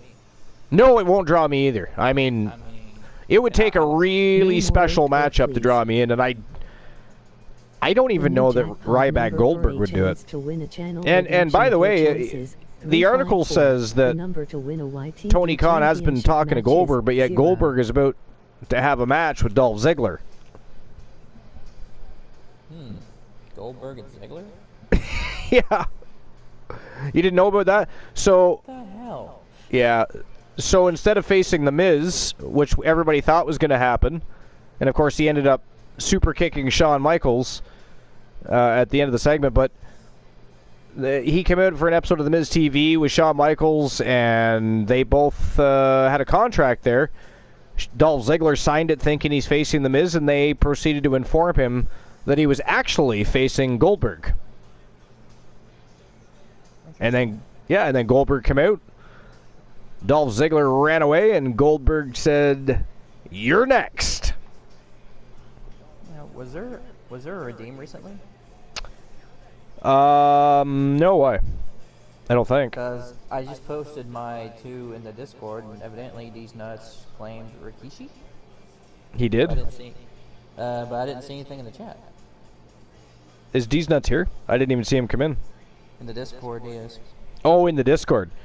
Yeah. I mean, looking claim superstar. I mean, I don't... He had Cody Rhodes. That was it. Yeah, I just posted my stuff to make everything official. So that's when I saw it. That's why but I didn't see anything in chat. I don't... unless somebody redeemed it for him? Who did he... Sorry, who is it? These nuts. No, I mean... Rikishi. Rikishi. I don't remember that. That's random as hell, too. I don't see anything here at all in the chat. There you go. Redeem away and post away. I mean, he did the same thing. He redeemed a YTD Academy Championship match against Queen Bee. Queen Bee. I wanted to say Honeybee at first, then I switched to Queen Bee. I was like, no, it's Bee Jackson. She's got me all fucked up in the head now. Moniker changes, like people change underwear. But yeah, but he never actually put the redemption into effect. So therefore, B. Jackson basically said, "No, sorry, you're not getting your shot. You want it, you earn it." And I think I remember there was a promo released, I believe, said something about him having to face, I believe, Ronda Rousey and Shayna Baszler. Now, I don't know if that was at the same time. I don't know if that's a 2-on-1 handicap match or if the expectation is to just beat both of them. Wait, I don't know. That's funny. It was just 2 of them? Because I thought I heard it was Sonya as well. It's a 3-on-1? I thought it was, yeah. Okay, so that... Okay, so I didn't, for me it wasn't clear, so I didn't know I didn't know if it was a 2-on-1 handicap match, 3-on-1, or she had to beat them in 1-on-1 competition. Because that'd be like 3 matches to try and win before you get to B. Jackson. But, so I don't know. So to your knowledge, it was a 3-on-1 handicap match. As far as I know. Okay. Interesting. That's not a good way to have to start out. But I mean, if you ask people like Alan Severn and Humboldt's, and I could name others, I mean, they're in multi-man matches all the time. Tonight included, actually. Humboldt's is going to be in action later this evening, as a matter of fact. All right, before we get into any further discussions, though, we're going to get to the next match of the evening. This is an 8-man tag to brag elimination-style matchup between the Judgment Day and their partner, The Fiend, which is... that's a little weird, but interesting. It's intriguing. Against the Coalition, which now consists, of course... The Coalition got very big, because you have the Gooner and Mickey James, you have the Archers... You have Big Bubba Bruno, JC, who is, of course, in action later tonight, or he'd probably be involved in this. The Usos and Solo Sikoa are Coalition members. Hired by Team Soul Embers, which, of course, the management team for Big Bubba Bruno, brought them into the Coalition. They don't have their gear yet, as you can see. But they are Coalition members now. So this is an 8-man tag to brag elimination matchup. The Coalition versus Team Judgment Day. What do you guys think? Who wins the 8-man tag to brag? Do you think the Coalition can pull this off? Does Bubba get his wish here? Bringing in the Usos and Solo. Can they beat down the Judgment Day and the Fiend? What do you guys think? I'm going with, again, Judgment Day Coalition. team. You're going with Coalition? But I'm not going to knock the Judgment Day either, because you got people like Finn Balor and Damian Priest in there. Then you can't leave out the Fiend. Well, exactly. I mean, and I don't want to knock Dominic. Tough company here. I mean, I'm not a big. I'll be honest. I'm not a Dominic fan yet. You know, I don't know. I think he belongs in NXT. I think he belongs in NXT. I mean, take Rhea Ripley with him and have her manage him and keep doing the things they're doing. And even if they really want to, keep him as part of the Judgment Day, but he's in NXT. Same, but sadly, he's in NXT because he just doesn't belong on the main roster yet. He's not, for me anyways, he's not translating well to the main roster. Oh my gosh. So, like, it's funny. He's not transitioning well. He served hard time in prison. But, like, I would have loved to have seen a storyline with, like, Dominic and the Big Boss Man. Dominic Mysterio and the Big Boss Man? Well, I mean, Dominic's been in prison, served hard time. Fair point. Fair point. It just would have been interesting, I don't know. That'd be a good tag team. Fiendberry says Judgment Day team wins. Same, sadly, but I have to be on his team. Well, that's true. You are on their team. You are on their team. There's that. Variant says, after Goldberg almost killed The Undertaker, and then a few months later beat The Fiend, we were done with him. Yeah, I think a lot of people felt that way. A lot of people, WWE fans specifically, I think, they just like to see Goldberg, I think, because he was that guy that had the streak in WCW. I mean, I think the younger fan base, though, they could care less if Goldberg was there. You know? But there's still a big part of the audience that has been there, done that with the Attitude Era and everything else, so they still like to see Goldberg. But I think a lot of today's newer fans that are coming, I don't think they have quite the same love for Goldberg. And especially once they find out, you know, I mean, it wasn't just Undertaker. I mean, he ended Bret the Hitman Hart's career. I mean, there's a lot of things. Goldberg was such a stiff worker. He just couldn't go from being able to do whatever he wanted in WCW to trying to be productive safely in WWF and WWE. So, well, he wasn't in WWF, just WWE, but they got the F out of there by then. But you know what I'm saying.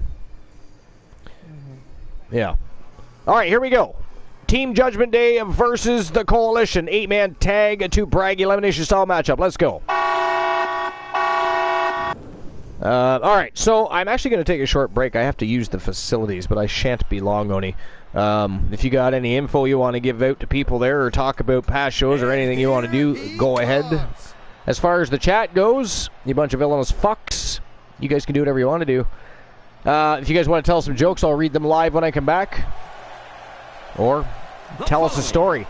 Lie to us. Make it a good story, though. If it's boring, we ban you. If you bore Oni and I, we ban you. That's how it's going to work. But I will return. At 200 pounds, the Superstar. The tension building for this match is so thick you can cut it with a knife. A lot of drama involved with this one. Yeah, I was going to give a few thoughts on Damian Priest, actually. I haven't seen a lot of his matches. But the cool thing about Damian is I think he's great in the ring and he's great on the mic. And I'd say he definitely earned his Money in the Bank win, for sure. I mean, I would have liked to have seen LA Knight win it. Yeah, but, you know, a man who always considers himself main event material, an uncrowned champion. He wants to show exactly why That's here just tonight. my thoughts on Damian Priest.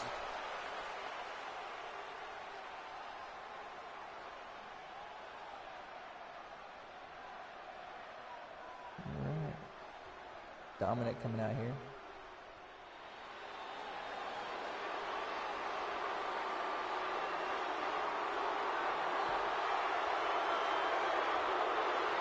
Damian Priest has arrived. A man who will bring judgment to all of WWE. And his partners, representing the Judgment Day. From New York, New York, weighing in at 249 pounds, Damian Priest. Chance to win a channel redemption of your choices. 354. The number to win a YTV championship No longer matches. cares for the rest of the 0. locker room. Because he has found his true family, and the Judgment Day is their name.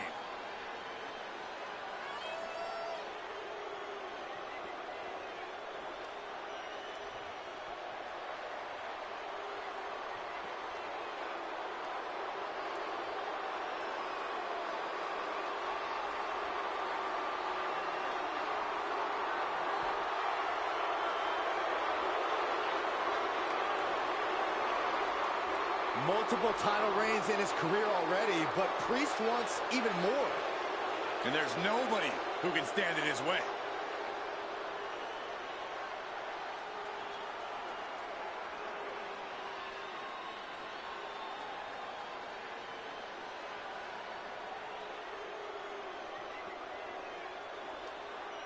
Here comes Finn Balor.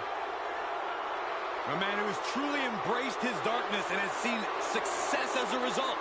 And representing the Judgment Day, from Bray, County Wicklow, Ireland, weighing in at 190 pounds, Finn Balor!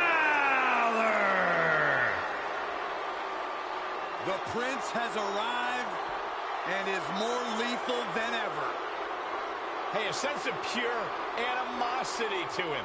It's just the fact that Finn Balor's finally been able to free himself of any limitations. WWE. I guess that helps, eh? I just pulled a Glenola. Literally tried to talk on mute. Nice. Great way to return to the broadcast. Alright, did I miss anything? Did Life tell any bad jokes? Did somebody tell a bad joke? Anybody? Nobody did. Okay. Speak for themselves. Ah! Do share. Like I was saying, you know, I mean, I think he's great in the ring, he's great in the mic, and as much as I would like to have seen every night wearing Money in the Bank, I think Damian deserved briefcase. Right, yeah, you're not wrong. So I too wanted LA Knight to win, but when I found out Damian Priest won, I was like, yeah, yep, it was time. But that said, LA Knight is the favorite to win the Royal Rumble. And let's be honest here. If they don't start pushing LA Knight, I mean, I don't know what else is going to happen with, unfortunately, to his career, because he could go to AEW, but if CM Punk can't pull numbers for them, what's LA Knight going to do? Right now, LA Knight is so over in the WWE worldwide right now. Now's the time to push him. They don't have to have him battling Roman Reigns if that's what they're worried about. Have him battle Seth Rollins on Raw, or whoever's going to be the champion after SummerSlam. You know what I mean? I actually think Seth Rollins will lose that championship sooner than later. It's not going to be a situation like Reigns. Like right now, we know Reigns is going to be champion until WrestleMania. That is what it is.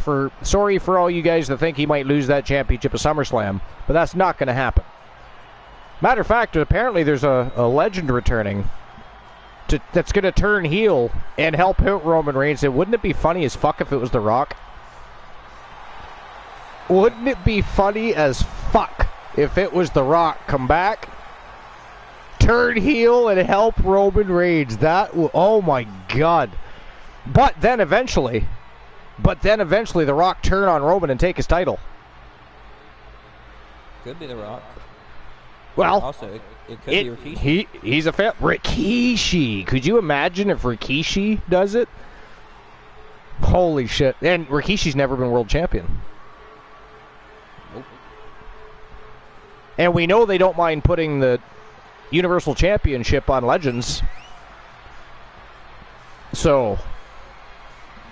But I thought we actually talked about this, like, WrestleMania 40 is coming up next, and you would figure you would want The Rock and Roman to be at the 40th WrestleMania. Yo, elusive KT!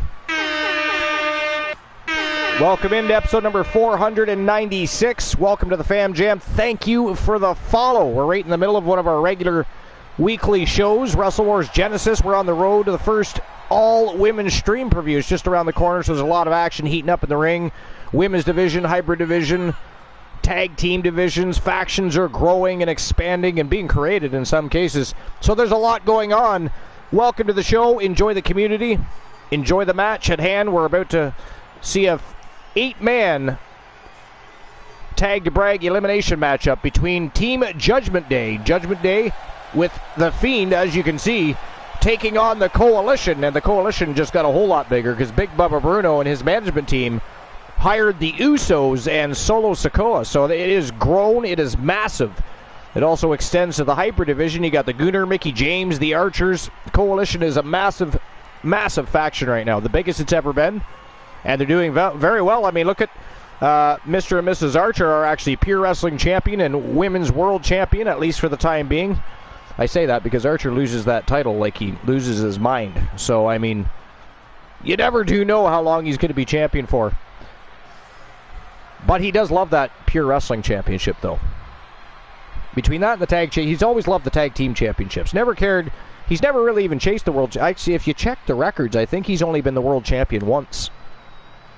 And that was only due to a streamer team wanting to see Archer fight for the title. So, it happens. People like Archer. He's a likable character. He's a bit of a bumbling idiot, drinks too much, and causes far too much controversy. I mean, not so much these days, but I mean... Bruno, Jey Uso, Jimmy Uso, and Solo Sikoa. Were you champion, and then like someone was doing the championship explosion, that's how you lost the title? Yeah, I do think that's how it happened. I'd have to go back and look. It would say, because it would say vacated right after, and then it would list him as a former champ. Yeah, because I was there when it happened. Yeah, that was crazy. But it was still, it's still cool that, when other people want to see, your wrestler wrestle, that's always a nice feeling. Well, yeah. The fan base is there. Rikishi coming back and helping Roman kick his son's ass with the amazing story. So anyways, elusive KT, what's new and exciting? How was your day? Tell us. What led you to the Archerverse TV? To TWA.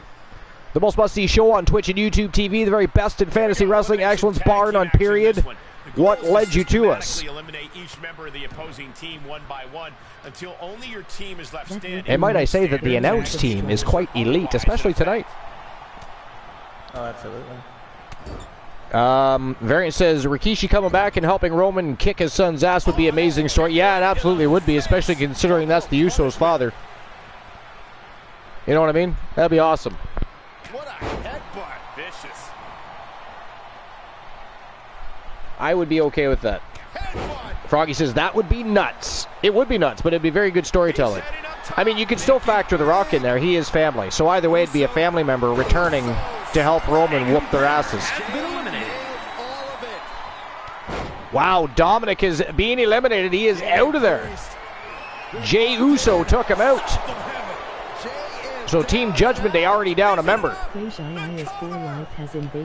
Damn, Solo Sikoa flew across that ring like he's wearing a cape. Crazy Eyes for Life invaded the compound with 10 villains. What's going on, Crazy Eyes? Welcome in. Welcome in, villains. Thank you for invading with Crazy Eyes. Welcome to episode number 496 here at the Archiverse TV. It is our regular weekly scheduled show, Wrestle Wars Genesis. We're actually on the road to the first all-women stream preview. It's just around the corner, so there's a lot of action going on. We've got some new divisions, new factions, champions being tested. It's crazy up in here. But how was your day? How was your stream? And thank you very much for invading the compound. Can we get some shout-outs, please? Starting with Crazy Eyes for Life. I would appreciate that. Somebody else just got eliminated, but I don't know who it was. Was it Finn Balor? Who is now stiff as a board on the ring. Oh, there we go. Or was it Damian Priest? It was Damian Priest. He has been eliminated. Or have they both been eliminated? I don't know. I'm confused at the moment. This is what happens when we get caught up with well, I guess talking to a lot of really good people, and or reading articles, having conversations in general, you forget to pay attention to the match at hand. At least being part of the broadcast team itself. Stream was awesome. We just launched our third show of CEW. Absolutely fantastic. And how did it go? Did you guys have any big title matches or any new wrestlers making their debuts? Tell us what happened. We're interested. We want to know. Hey, can we get some special shout-outs going here? Did we get any shout-out yet? We did. I want a special shout-out done for Crazy Eyes for Life. That way anybody that wants to follow Crazy Eyes, he's got an absolutely fantastic community of his own. He puts on a good show. Very supportive of other streamers. His community is also very supportive of Crazy Eyes, so it's just a good atmosphere, and you'll have a good time there. So definitely click that heart at the top of your screen there when it pops up and follow Crazy Eyes for Life, because he's got a great show, and he's got a very good, supportive, and tight-knit community. Again, you will have a good time while you're there. And he's a very good host, too, by the way. Very good host. But yeah, how about everybody else? Everybody else that came over in the invasion, how are you guys tonight? What is new and exciting? Elusive KT says, I'm doing good, just chilling. I like wrestling, so I thought I'd come by to see what your EFED is all about. Well, it's a long storied, there's a lot of history to the Archiverse TV. The Archiverse TV initially started well over a decade ago on an online EFED when it was just written, and you would submit your promos and your stories and compete against other people worldwide and have a good time, just like we're doing now, except for now we get to see it live. It is content creation. We get to see it in front of our face. But the Archiverse TV has two huge shows, one on YouTube, and can we get the YouTube link dropped, by the way? We have YTD Academy World War III, Dark and Live over on YouTube. That's where everybody starts their career. Legends and, of course, veterans alike, they all go over to World War III and battle it out with the newcomers. We advance careers. We have storylines, faction feuds, all kinds of compelling things that happen at YTD and lead us right here to Wrestle Wars Genesis, which is the main roster show. And we have a great time. We've got a Discord that you can check out. We've got role play sections. We've got information on past champions. We do it all. We are literally Exclusive KT, the very best in fantasy wrestling, excellence bar none period, the very most must-see show on Twitch and YouTube TV. We welcome you in. But anyways, All right, here I will drop the YouTube link. I think everybody's busy at the moment. If I could spell it right. They keep wanting to put U-Rub. I don't know why. YouTube. There we go. That's the YouTube link. YouTube URL.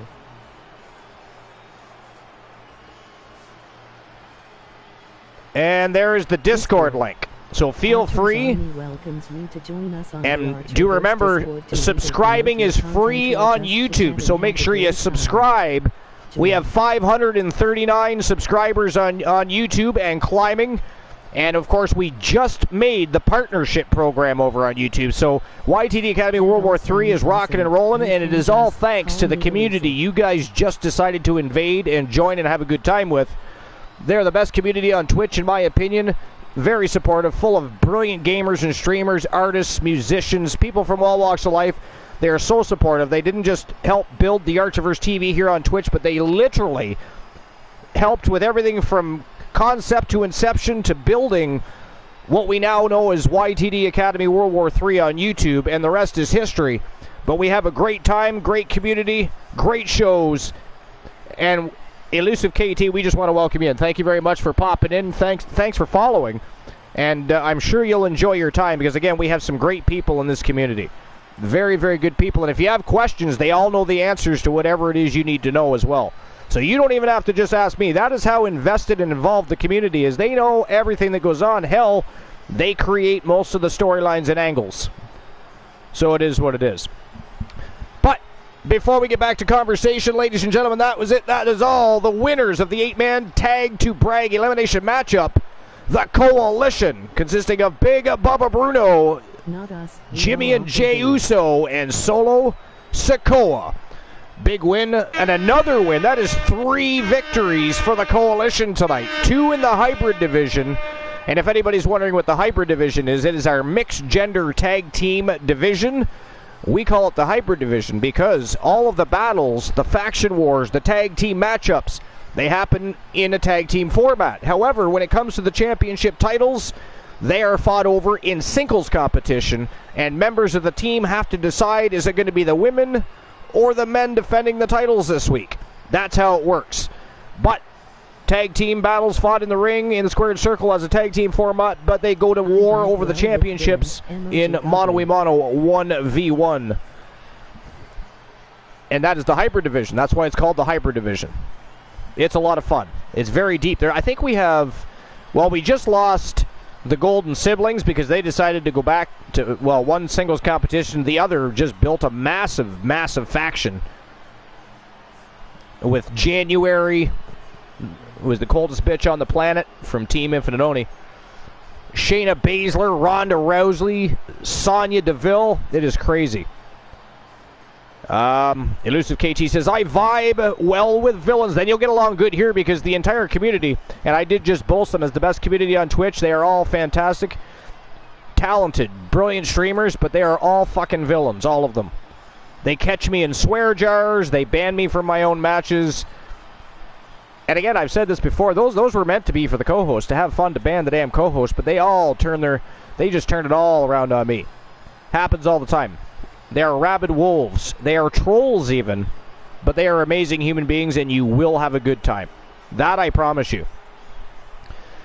All right, so the Coalition with another big win. 3 wins tonight for the Coalition. That doesn't happen very often. I'm just going to go out there and say that right now. That does not happen very often. And speaking of the new massive faction, here we go. 6-man Tag to Brag elimination matchup between... We've got Bailey, Io Sky, and Dakota Kai. Damage Control. And I got to tell you, they did not do a very good job at damage control at the tournament. I don't even know how Dakota Kai is even able to get dressed, much less stand and wrestle. But she is here. So is Io Sky and Bailey. It is Damage Control versus the Bullies. Ronda Rousey, B. Jackson, and Shayna Baszler. Of course, probably January would be in there, but she's got business to tend to in the co-main event. Yeah, I was kind of hoping Sonya was in there. Well, I mean, that would normally be the route they probably would have taken, but I think they're trying to showcase that we have 3 champions in this match. Fair. I'm just guessing. It's your team. I don't know. The fuck do I know? I can't even control my own team, motherfucker. I don't even know what's going on. Oh, it's all good. You should. I mean, you can read up on you check your messages, man. I expect. What do I know? Cosmic Goat Bear says, "Oh my God, I made it after a month of not being here." I mean, it hasn't been that long since you've been here, Cosmic. Or maybe we're just seeing you on YouTube and in Discord and not on Twitch, perhaps. Is that what's going on? But you've been at shows. Were you catching the YouTube shows? You goat. Oh, to you it's been that long. Oh, okay, I was going to say, I'm pretty sure you were just at a recent one. But welcome in, Cosmic Goat Bear! Alright. Thank you for the shout-out for Cosmic Goat Bear, Froggy. Appreciate that. Yeah, we do not appreciate that, though. See, you got to get used to Froggy. He likes to shit himself and expect that we're just going to sit here and giggle like it's laughing gas and it's an enjoyable experience. Excuse Froggy. Glenola and I've talked to him over and over again. Christian Cool, we've all talked to him. He knows we don't appreciate it. I didn't shit myself. He just he thinks he's funny. I don't know why that is. But it is not funny, Froggy. Not at all. Thank you. But anyways, Cosme says, yo, Froggy, it's lovely to see you again. It's lovely to see him again. It is lovely. All right, so here we go. But before we get started, what's your call here, Oni? Are you going with the bullies or damage control? I know that's a strange question considering, you're one of the managers for the bullies, but I still got to ask. Right, and I can understand. But I mean, I've got to go with the bullies. You're going with the bullies. Okay, what about you guys? Is it going to be the bullies or damage control? What do you think? First and foremost, I think it's crazy Dakota Kai is here after what happened last night. But that said, who knows? I mean, maybe. Io Sky didn't last in the matchup live. She didn't take near the beating that Dakota Kai did. It's almost like she just gave up and said, fuck it, I'm out of here. Yo, variants. But they have a fresh Bailey, who was, of course, watching on. Could not have been very impressed to watch Dakota Kai and Io Sky get beat down like that, I got to be honest. So maybe Bailey a little pissed off here tonight. But does that help you against a formidable faction? Look at that. The YTD Academy World War III Tag Team Champions and the Grand Prix Wrestling Champion against Damage. I don't know. I got to go. I'm going with the bullies on this one. I'm going with the bullies. But we're going to find out. That match is next. Let's go.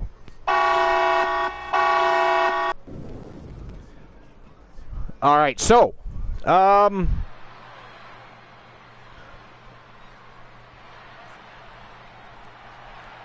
Froggy says, it's not so good to see you, Cosmic. You were fucking late. How dare you?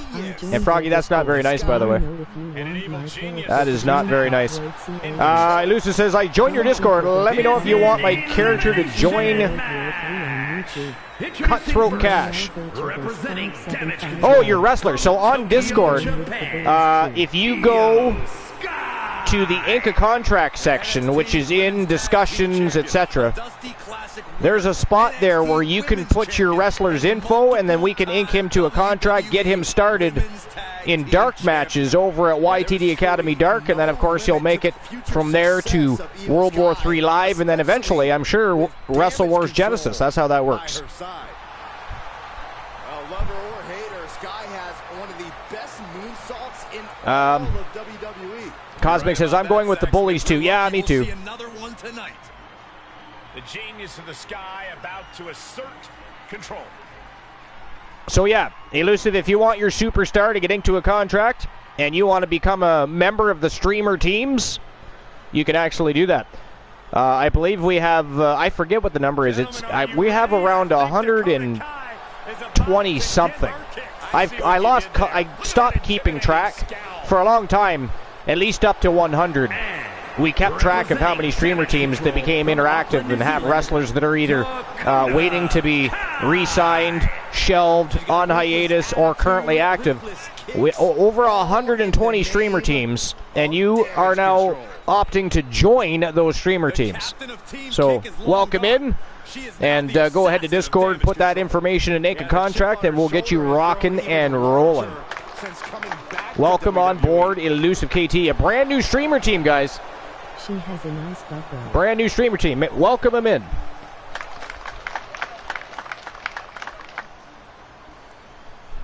All right. She has a nice butt, though. Who has a nice butt?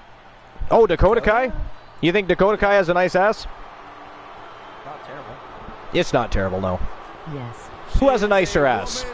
Dakota Kai or Bailey? And representing Damage Control from San Jose, California. I know, right? She's got those childbearing hips. I think my wife messaged me. Hold on. You know, with everything Bailey has accomplished, I still wonder why she's just so unpleasant, so hostile all the time. Well, maybe you should just mind your business, Saxton, because you're talking maybe about the first oh wait. Grand Slam champion, the first women's Triple Crown winner. Not only is Bailey physical in the ring, but she can beat you mentally as well. Yeah, my son was looking for me to watch my grandson tonight. I did not see the message. That was like 3 hours ago. I'm just going to send him back a message real quick. She doesn't mean it, does she? Oh, yeah. A competitor who is always laser focused on the competition. I expect big things from her tonight.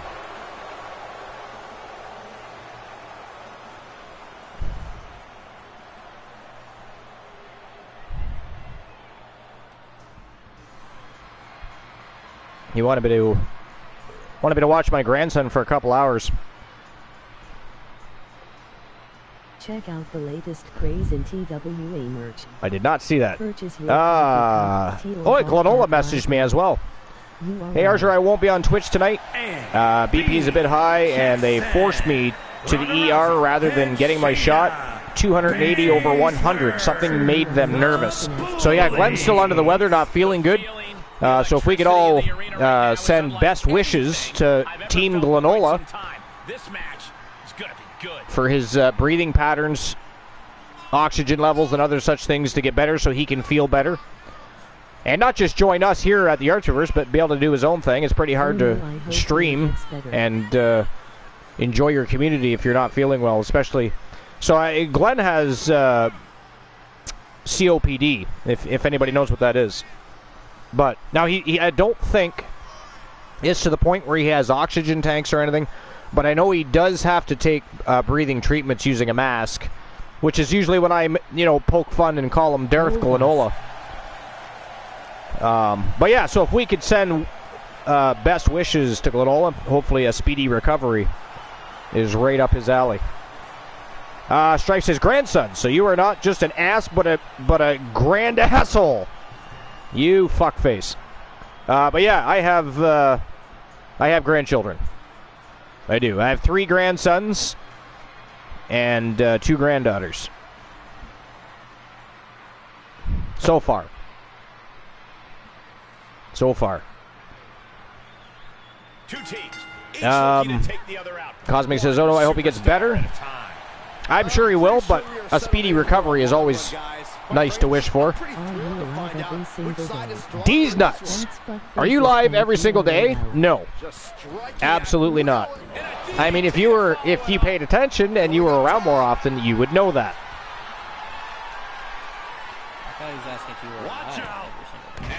Well, that's what it says, but I believe that's supposed to say, are you live every single day? Which we are, of course, not. We're, of course, not. Wait, so some days are dead? What? Somebody AKO D's nuts, please. Tagged into the action. How dare you come in and start stirring the pot? Ghastly. Ronda Rousey with a takedown. Looking to See a complete list of champions from each Elusive says, are there any stipulations that my wrestler has to fall within order to qualify to be part of your EFED? Like when it comes to attribute? No, everybody is maxed out to the balls. The reason for that is everybody's on an even playing field, and when you're being circulated through the shows, whether you're maxed out or you're not maxed out, you literally still gain and lose experience points, attribute points. That's how certain things are possible within the universe mode, where, say, for instance, a wrestler that's ranked at 84 can beat somebody that's ranked at 99, where in exhibition or play mode, that tends not to happen very often because those superstars are just that much better. It still does happen. Now, that's simply because we've been using the engine so long that exhibition and universe mode have now intertwined. Like, if I do an exhibition match and somebody wins the title, all I got to do is go change champion, and it automatically goes to the person that won it in exhibition mode. So for me, it's all intertwined now. We've been doing it long enough that it's all running like a fine oiled machine, if you will. A fine oiled machine. But yeah, absolutely max them out.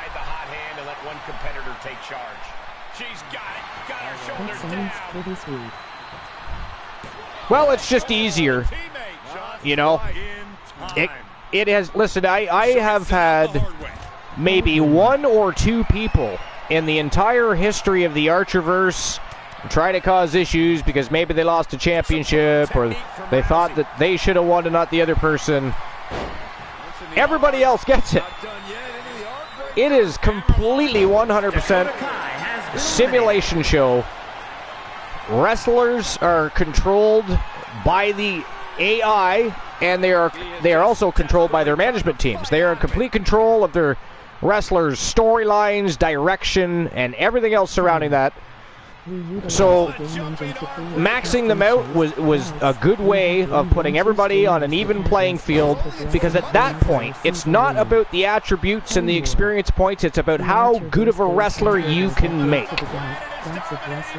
how good of a wrestler you can ink to a contract. But everybody wins and everybody loses. Nobody is undefeated. Although I got to tell you, Jack Quad went on quite a fucking run when he first came in. I mean, how many matches did he win in a row? It was a lot. It was a lot. I'd have to go back and check, but. Yeah, I remember in 2K22, who the title January had, she never actually lost it. No, that's right. And that was the WCW title. Yeah, they kept changing names. I don't know how many times. It did, yeah. It did. I'm very happy with where our championships are everything are at right now. It's the best we've ever had. Oh my God, that is it. That is all. Ladies and gentlemen, the winners of the 6-man, 6 Vixen actually, tag to brag elimination matchup. The Bullies. B. Jackson, Ronda Rousey, and Shayna Baszler, the YTD Academy Tag Team Champions and the Grand Prix Wrestling Champion. The Bullies, your victors. Big win for the Bullies over Damage Control. I got to tell you, Oni, Damage Control not having a very good couple days, man. Not having a very good couple of days at all. I mean, you saw what happened to Dakota Kai last night at the tournament, right? She got her ass whooped. Like, it was a mud hole stomping. Io Sky took a bit of a beating, not nearly as badly as Dakota Kai. But, and then of course, Bayley was not able to be the key factor to turn things around for the faction and, I was gonna go get some if you will, overcome the odds. Because let's face it, again, those 3 champions tonight against Damage Control. They're going to be a force to reckon with. I got to tell you, the Bullies are going to rule. I'm going to take flack from this from Team Glenola, Froggy, and the rest of the Wolfpack, but they are going to rule, I think, the women's division for some time to come. It's crazy. I mean, you got B. Jackson, you've got January, who is the reigning defending television champion. She's also been a multi-time tag team champion. They are actually, the Bullies, consisting of B. Jackson and January right now, are the contendership champions. They are able to challenge for any tag team titles they want right now. Now, obviously, they're not going to. I assume you guys aren't going to challenge your own teammates. I assume you're going to go after the Outlaws, I would think, right? Was the idea for the Bullies? Am I right about that? Oni? Did we lose Oni? Where'd he go? Oh no! Oni is gone. He slithered out like a snake. But anyways, I assume, and it is an assumption, but I would assume they're not going to challenge Shayna and Ronda Rousey. They'll probably go after the Outlaws, whoever they decide to have. I don't know what the Outlaws are doing either, because Amber, still part of the Outlaws, but is now in the hybrid division, so I think Svetlana has stepped in for now, but I don't know what the final decision's going to be as far as the Outlaws go. Yeah, thinking back. You are back. Welcome back, Oni. I don't know where you went. That was weird. I think you were there. They were just gone. Oh, did it? Okay. For damn sure we're going after the Outlaws. Yeah, I kind of figured. It makes sense. It makes perfect sense. Elusa says, why is it the match ends so quick? I've noticed that just being here for 30 minutes now for the first time. Sorry, what match was quick? That match was quick? Well, I mean, I'm good. I guess for a 6 Vixen elimination match, I guess it was a little quick. But I mean, how long do you want them to beat the shit out of somebody for, though? I mean, we don't want a death in the Archerverse ring for the first time at all. We almost had that last night. Yeah. We almost had that last night. We do not want that happening again.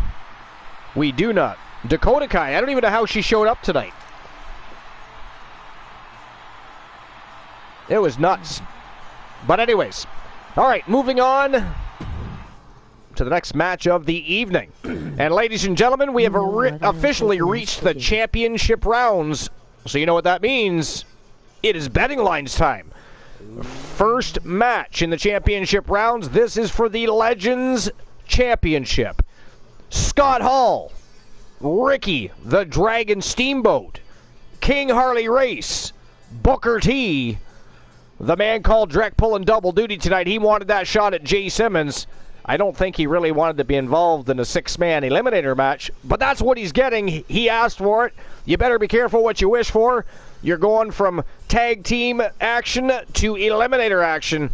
And, of course, the reigning, defending, undisputed Legends champion, the man that beat the Wolfman, Alan Severn, who was on a legendary run with that title, the Soul Man Jay Simmons from Team Anime J. That is the next match of the night. And I'll get the betting lines open in just a moment. But Oni, what do you think? What do you think about that match? That's definitely a good one for sure. It looks like it's going to be a good one. T-Snuz says, you know what, I'll take an ass-kicking. Well, I mean, obviously you're not taking an ass-kicking tonight. You're not even booked. See, we need a tighter leash, Oni. Remember what we talked about? We need a leash. Maybe even a choker chain. Choker chain? Yep. Bark collar, something. Okay, so I'll open up the betting lines. Give me a second. We didn't even finish that article about Ryback yet. No.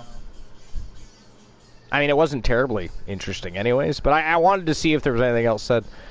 All right, here we go.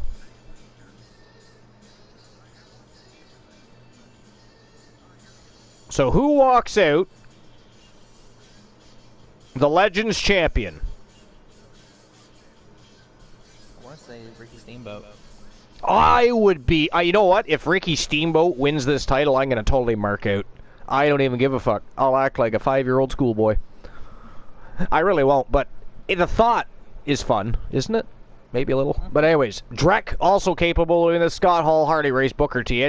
But I would love to see, no offense to Team Anime J or Jay Simmons, the Soul Man and OG member of the Archerverse, been around since the Archerverse 1.0.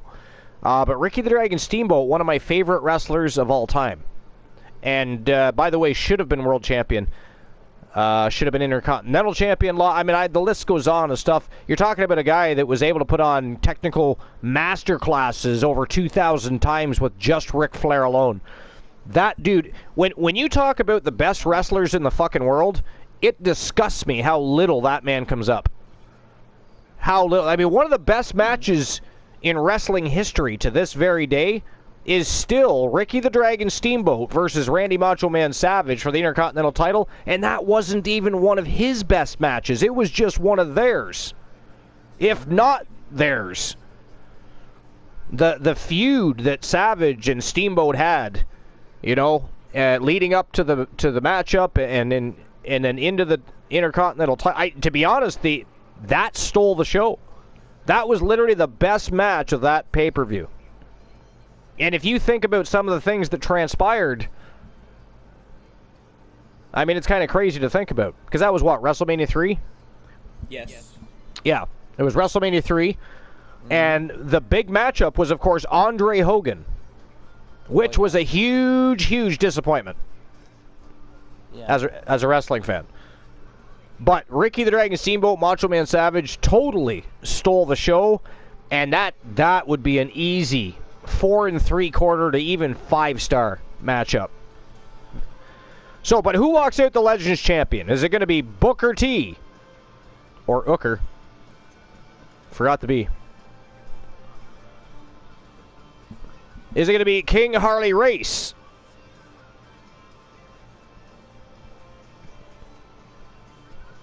Scott Hall?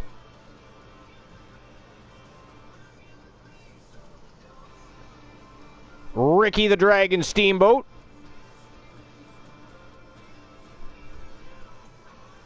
The man called Drek? Or, last but not least, the reigning defending undisputed champion, Jay Simmons, the soul man himself, from Team Anime J. I'll give you guys 10 minutes to make your bets. And there we go. Betting lines are open. You're good to go. Gamble away, you fiends. Put your Archiverse bucks where your mouth is.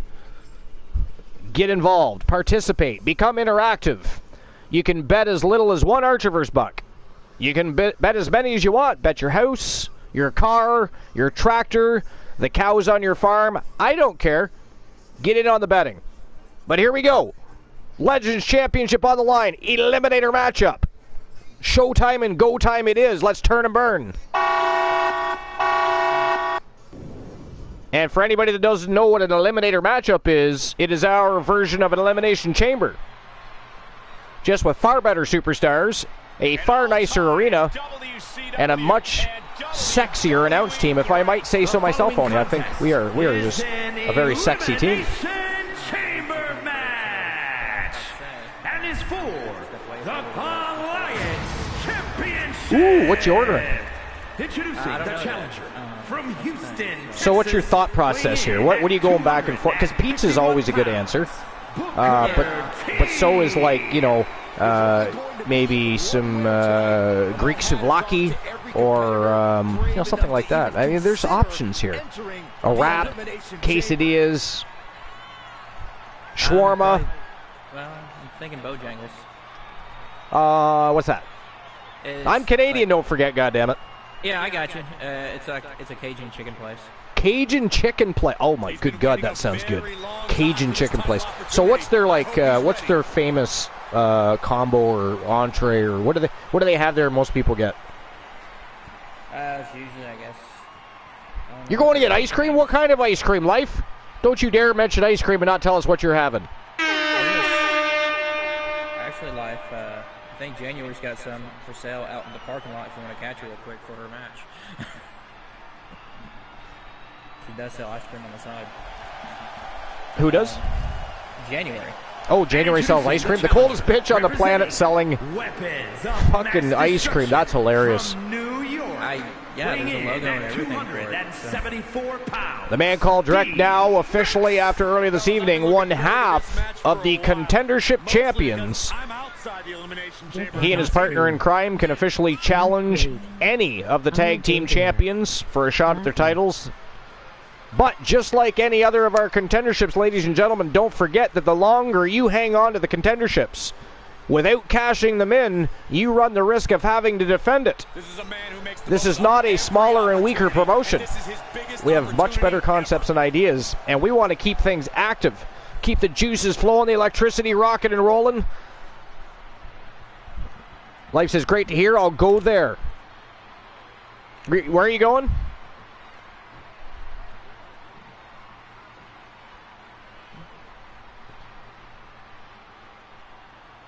Where's she going? I don't know. Is she going to, what's that place called? Jangles? January's ice cream. Oh, Bojangles? Bojangles is called. Yeah, yeah, so... Isn't Bojangles like a, wasn't Bojangles like a musician or a song or something? Mr. Bojangles, that's what it is, yeah, thank you. Okay. I can tell you that none of these competitors are happy to be in the chamber. Froggy Mothlight says, get that ice cream B. What is ice cream B? Ice cream B. Ice cream, I've never had ice cream B. Congratulations. I shall return. Okay. See you when you get back. Enjoy, well, I don't know, enjoy whatever you're ordering. Alright, thank you. You'll have to let us know. Oh, I will. Alright, so Life says, but no, I'm probably just going to get a turtle sundae from... That sounds fucking delicious. That sounds really good. Do you want to explain what that is for people that might not know? I'm sure somebody's going to say, what the fuck is a Turtle Sunday? Strife says, you made your relationship with Paul Heyman official. Congratulations. What? I've said it before and I'll say it again. Man, I love being a Turtle Where did that Sunday. come from? Oh, okay. Oh, this man is the self-proclaimed Redeemed power couple. wrestler on God's green. So now Diana Shaw going to be managed by Paul Heyman.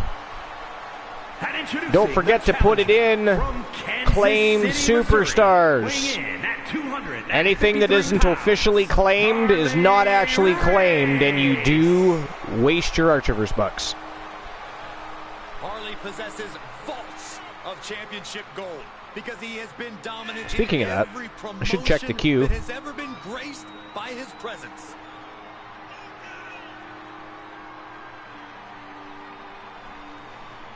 Harley Race claims that tonight he will demonstrate true power. There we and go. dismantle those who oppose his rule. He's also stated that he will vanquish the morally repugnant from All right, sports entertainment. so let's see how Starting long in is the left on the ring betting and lines maybe here. at the commentary table later. You guys still have 4.5 minutes to get your bets in. Quotes, but I do know that to defeat the king, a competitor 4.5 needs to be minutes the to get your best bets in. they've ever been. So far, 2,500 Archiverse bucks in the pot. You guys can make that grow. All you got to do is grow a set. All you got to do is grow a set and make a bet. You see how that works? Grow a set, make a bet. Froggy says, I've said it before, I'll say it again. Man, I love being a Turtle Sunday. And most confident competitors. I mean, I wouldn't mind being a Turtle Sunday. And introducing the challenger, representing the NWO from Miami, Florida, weighing in at 280 pounds, Scott Hall. Harsh steel, unforgiving plexiglass, and 6 of the most All right. competitors in WWE. Scott Hall making his way to the squared circle. I'm going to get back to, before we get into any further conversations, and before Oni gets back, I'm going to read the rest of that Ryback article. After that, I don't think there's a whole lot of real interesting information in the dirt sheet, so I might go to a list. We haven't done a list in a while. So we left off with what... More than ready to become the standard bearer of this division. Actually, we did finish the article. I apologize. Because at the end of it, it talked about Tony Khan speaking to Goldberg, etc. Now, what do you guys think? Is there any Ryback fans here? Do you guys like Ryback? Do you dislike Ryback? And or do you think his return to any wrestling promotion would be successful? What do you guys think about that? I'm curious. Because some people like Ryback a lot, other people not at all. Missed joke time because we were busy. So we are going to drop a couple. Missed joke time because we were busy, so we are going to drop a couple. All right, sounds good. You drop them, I will read them. To be fair, I do have to pee soon, so you can always have joke time again. Here, I got you.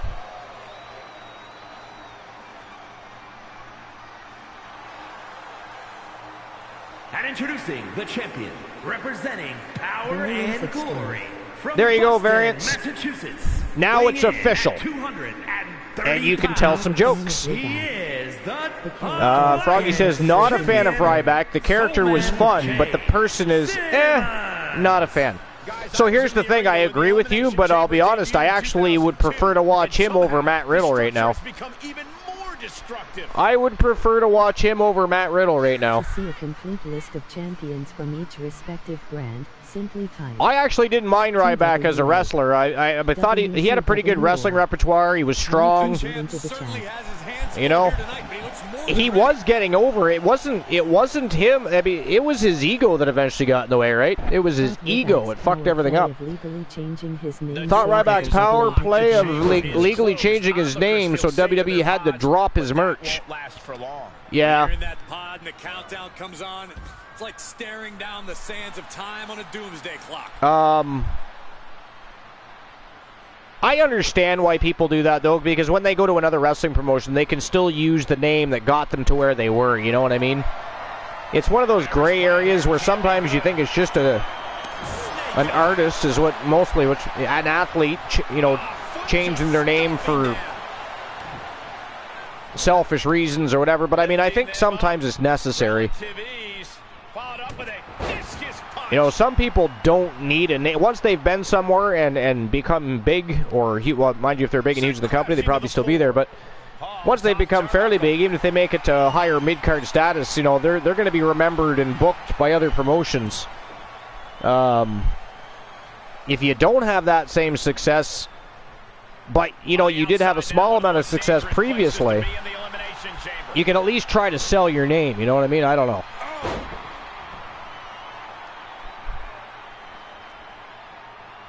But I'm not a huge fan of Ryback. But I don't mind watching. I didn't mind watching him wrestle. I loved the "Feed Me More" catchphrase, and I thought he was great. But it's just at the end of the day, his ego tried to make him a lot bigger than what he actually was. You know what I mean? It's just one of those things.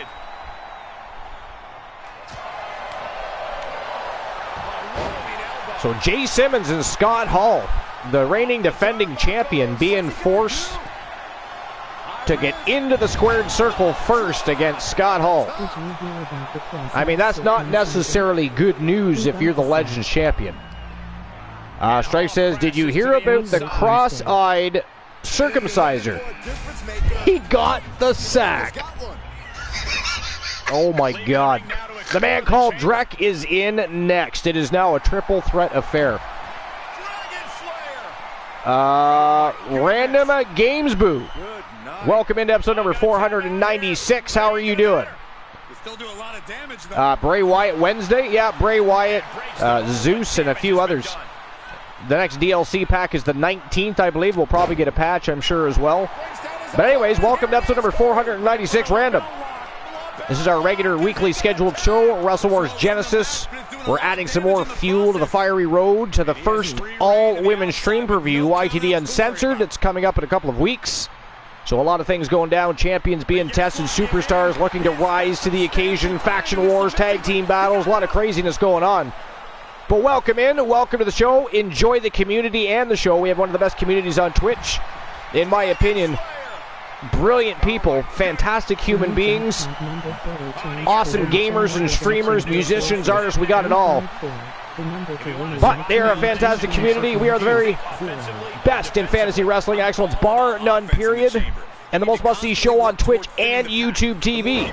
So Random, make sure you follow us on YouTube as well, so you don't miss any of the action of the Archiverse TV, whether it be Wrestle Wars Genesis, World War III, or World War III Dark, which is over on YouTube.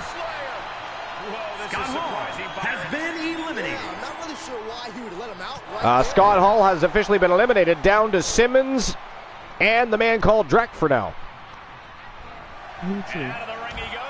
Oops, that's one too many exclamation points. There we go.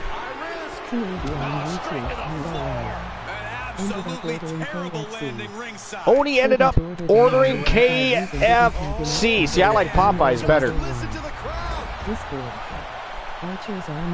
I mean, I don't know what it is like for you guys, but up here in Canada, KFC has become absolutely nasty. But Popeyes is really good. Couldn't order them on the app I use and didn't have enough battery to download another one. Shitty. One is pretty good, but I love Popeyes. Popeyes chicken is the shiznit. Saw that one coming, took advantage. Nice crossbody. But anyways, Random, there is, yes, and Uncle Howdy. So there's the Discord and the YouTube link if you want to make use of that. And of course, before you leave, if you've had a good time, you enjoyed the community, you're enjoying watching the show, make sure you smash that follow button. That way, Random, when we go live, you can catch the show in its entirety with the rest of the Fam Jam. You can become part of the Fam Jam. Maybe you even have a wrestler under your managerial experience that you'd like to have inked to a contract. That can happen too. We have well over 120 streamers that have become interactive and have wrestlers circulating on shows, winning championships, forming tag teams and alliances. We have a great time. You're more than welcome to join us. Popeye's chicken is the shiznit. I believe so, too. I like it way better than KFC. Bruce Lee was pretty fast. His brother suddenly was way faster. Oh, my God.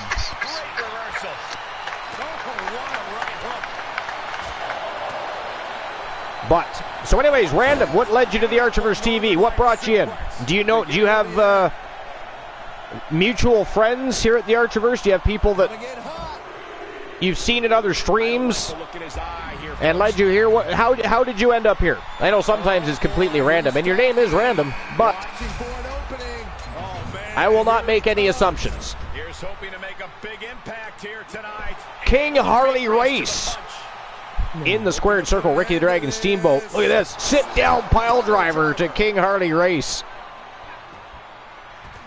I mean, for me personally, I want to see Ricky the Dragon Steamboat win this thing. Strikes with a kick. Cross body. You have no mutual friends. So how did you find the Archiverse TV? Were you just searching through wrestling channels? Or looking through the recommended channels list? He's just getting thrown around out here. Strike says, we asked Archer the other day, what's a couple? Archer 2 or 3 probably explains why his marriage collapsed. I mean, my marriage hasn't even happened yet, Strife. Yes. I am still engaged, you doorknob.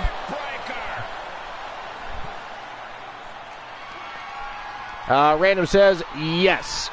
Excellent. All right. Well, either way, welcome in, Random. We appreciate you being here and stopping in for however long you decide to be here. We appreciate you coming in and spending some time with our community and watching the show. You're fucking awesome. Thank you for being here. Elusive says, anybody know why Bray Wyatt returned to WWE, had that pitch black match with LA Knight and is nowhere to be found? Because they're repackaging him. I mean, they've been slowly releasing teases about that. Even The Undertaker went on the record to say something about having Bray Wyatt return to more like he was when he was with the Wyatt family. You're probably going to see a new Wyatt family consisting of Uncle Howdy and whoever else they bring in. Variance of Strife says, that's the joke. Oh, well, I say boo to the joke because it wasn't funny. It wasn't funny. But I appreciate the effort, though. I appreciate the effort. Wow, the man called Drek, I think, has been eliminated. I'm not sure. We'll find out in a second. It is a possibility.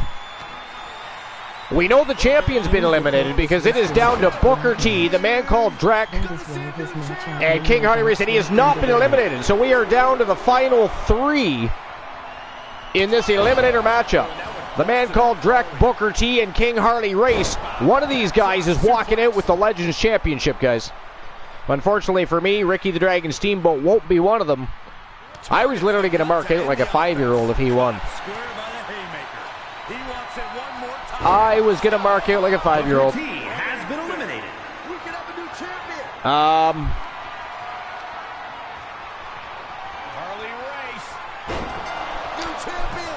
Wow, that is it. That is all, ladies and gentlemen. The winner of the match and new Legends Champion, King Harley Race, is your new Legends Champion. Congratulations to King Harley Race.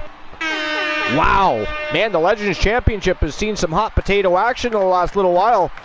I mean, the Wolfman Alan Severn went on this legendary run with the title, but since he's lost it, I mean, it went to Jay Simmons, now it's gone to King Harley Race. Wow. That's what we get for counting him out. You're right, Froggy. I don't think anybody chose King Harley Race. I'd have to look, but I don't think anybody bet on him. Let me have a look here. I got to issue the payout anyway.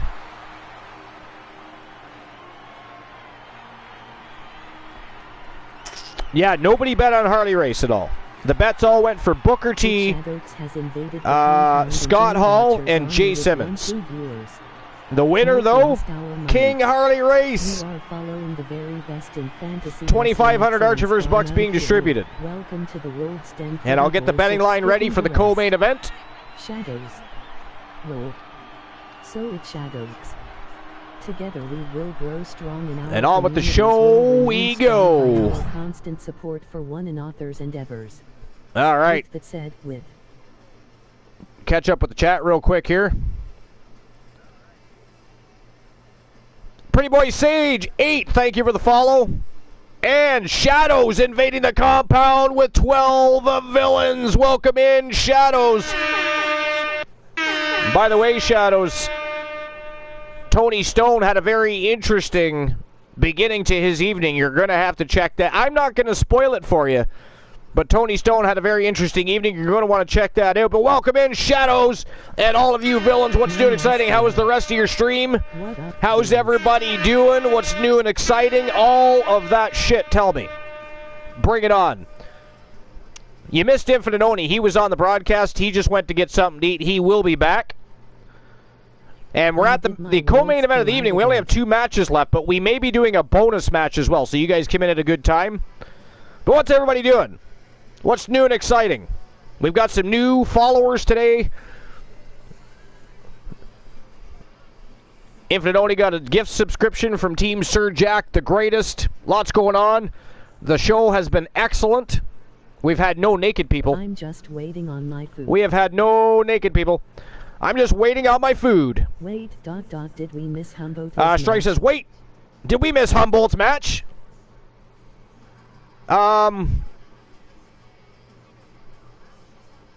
You know what?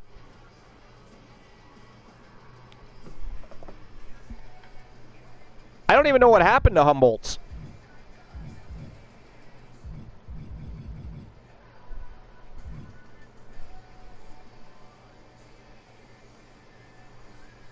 Oh, hey, what the hell? Is fine with me. Okay. So, Strife, you're never going to believe this.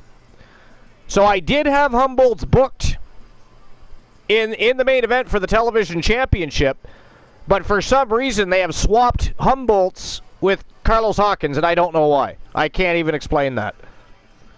Because I did tell you Humboldt's... So you know what? You know what, Strife? Because apparently the people that booking the matches don't agree with what the fans want these days, at all times anyways. I'll tell you what, Strife. After the main event of the evening, we're going to give Humboldt's a shot at the television championship against whomever wins this match. That's how we're going to handle that. Because, yeah, Carlos Hawkins is not supposed to be in this match. The number to win a YTV championship match. Carlos Hawkins is not supposed to be in this match. I mean, it's kind of cool that he's in it. He's a multiple-time champion. He's been around since about the Archiverse 2.0, I think late 2.0. Team Snorhawk 64, a great member of the community. But if you want to, we can give Humboldt a shot at whoever wins this thing after the main event. That's up to you. You let me know. Better idea if you want to hear it, Archer. I mean, if you've got a good idea for a go-home happy match, you let me know. I'm interested. I am intrigued. Tell me. Talk to me. Let you talk to me. Yeah.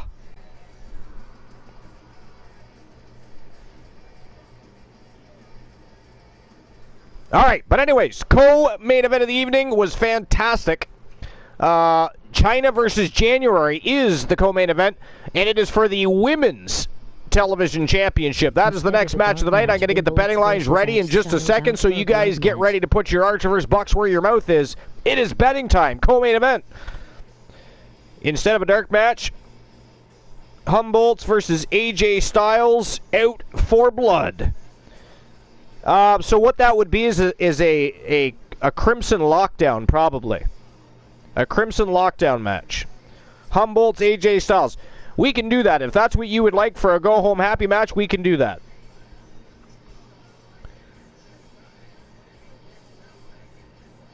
Random says, by the way, Braun or Bray is fine with me. Sorry, I don't know where that came from. You'll have to explain that one to me. Am I missing something? And by the way, Pretty Boy Sage 8, I think I already thanked you for the follow, but thank you very much for the follow and coming in with the invasion from YT Shadows. You're fucking amazing. Welcome to the Fam Gem. Welcome to the Archiverse community. One of the greatest communities in all of Twitch. I say the greatest community in all of Twitch. Such supportive people. Brilliant people. And again, they didn't help just build and expand the Archiverse TV here on Twitch. They also have been unwaveringly supportive and join me, and I wish all of you would join me when we go live on YouTube. Make sure you're subscribed. That way you get the notification. World War III Dark and World War III Live have been absolutely fucking amazing. Not just with matches, but storylines and angles, feuds coming out of it. Raging rivalries have exploded from World War III. So make sure you're following and subscribe to the Archiverse on YouTube. And I'll drop the YouTube link again, just in case anybody isn't and would like to be able to follow the Archiverse TV on YouTube and jump over to YTD Academy World War III, and of course our next stream preview, speaking of which, our next stream preview for 2023, the all-women's stream preview, YTD Uncensored, will be live on YouTube. So you want to make sure you don't miss that. Subscribe today. Do it! Do it! Don't make me hunt you down, chop you up, and feed you to Carino Farmer. I'll fucking do it. Carino Farmer's a savage. He's a cannibalistic YouTube savage. Also. TAV on YouTube URL. And by the way, if anybody else, this is not your average channel. We all know this. It's what we love and appreciate about the Archiverse TV. But if there is anybody that hasn't been shouted out, and you have content you'd like to share, make sure you drop the link to your Twitch channel, drop the link to your YouTube channel, drop the link to your Kick channel. I don't care. Share it with us. The chat room is yours. Use it like it's yours. Don't abuse it, because the community will fuck you up. They will fuck you up. They do not like trolls. They are trolls. They're all a bunch of rabid wolves and fucking trolls at the Archiverse TV, but they do not appreciate other people coming in and trying to troll them. They do not appreciate bullies. They do not appreciate people that don't have respect for human beings. That is what makes them such a great community, and why we love this community so much. But yo, Soul Embers invading the compound with 4 more villains. Welcome in, guys. What's going on, Soul Embers? Soul Embers, Big Bubba Bruno led the coalition. Jimmy and Jay and Solo into battle tonight, and guess what, my friend? Guess what? Big Bubba Bruno, his agenda was completed. The coalition have picked up not 1, not 2, but 3 victories tonight. Big Bubba Bruno led in the 8-man tag to brag elimination matchup. Coalition won. Archer and Mrs. Archer, hybrid division matchup. They won. The Gooner, Luke Bomber and Mickey James, Country Coalition. They won. 3 victories for the coalition. Woo! But anyways, here we go. I'm going to get the betting line open for this matchup. Give me a second.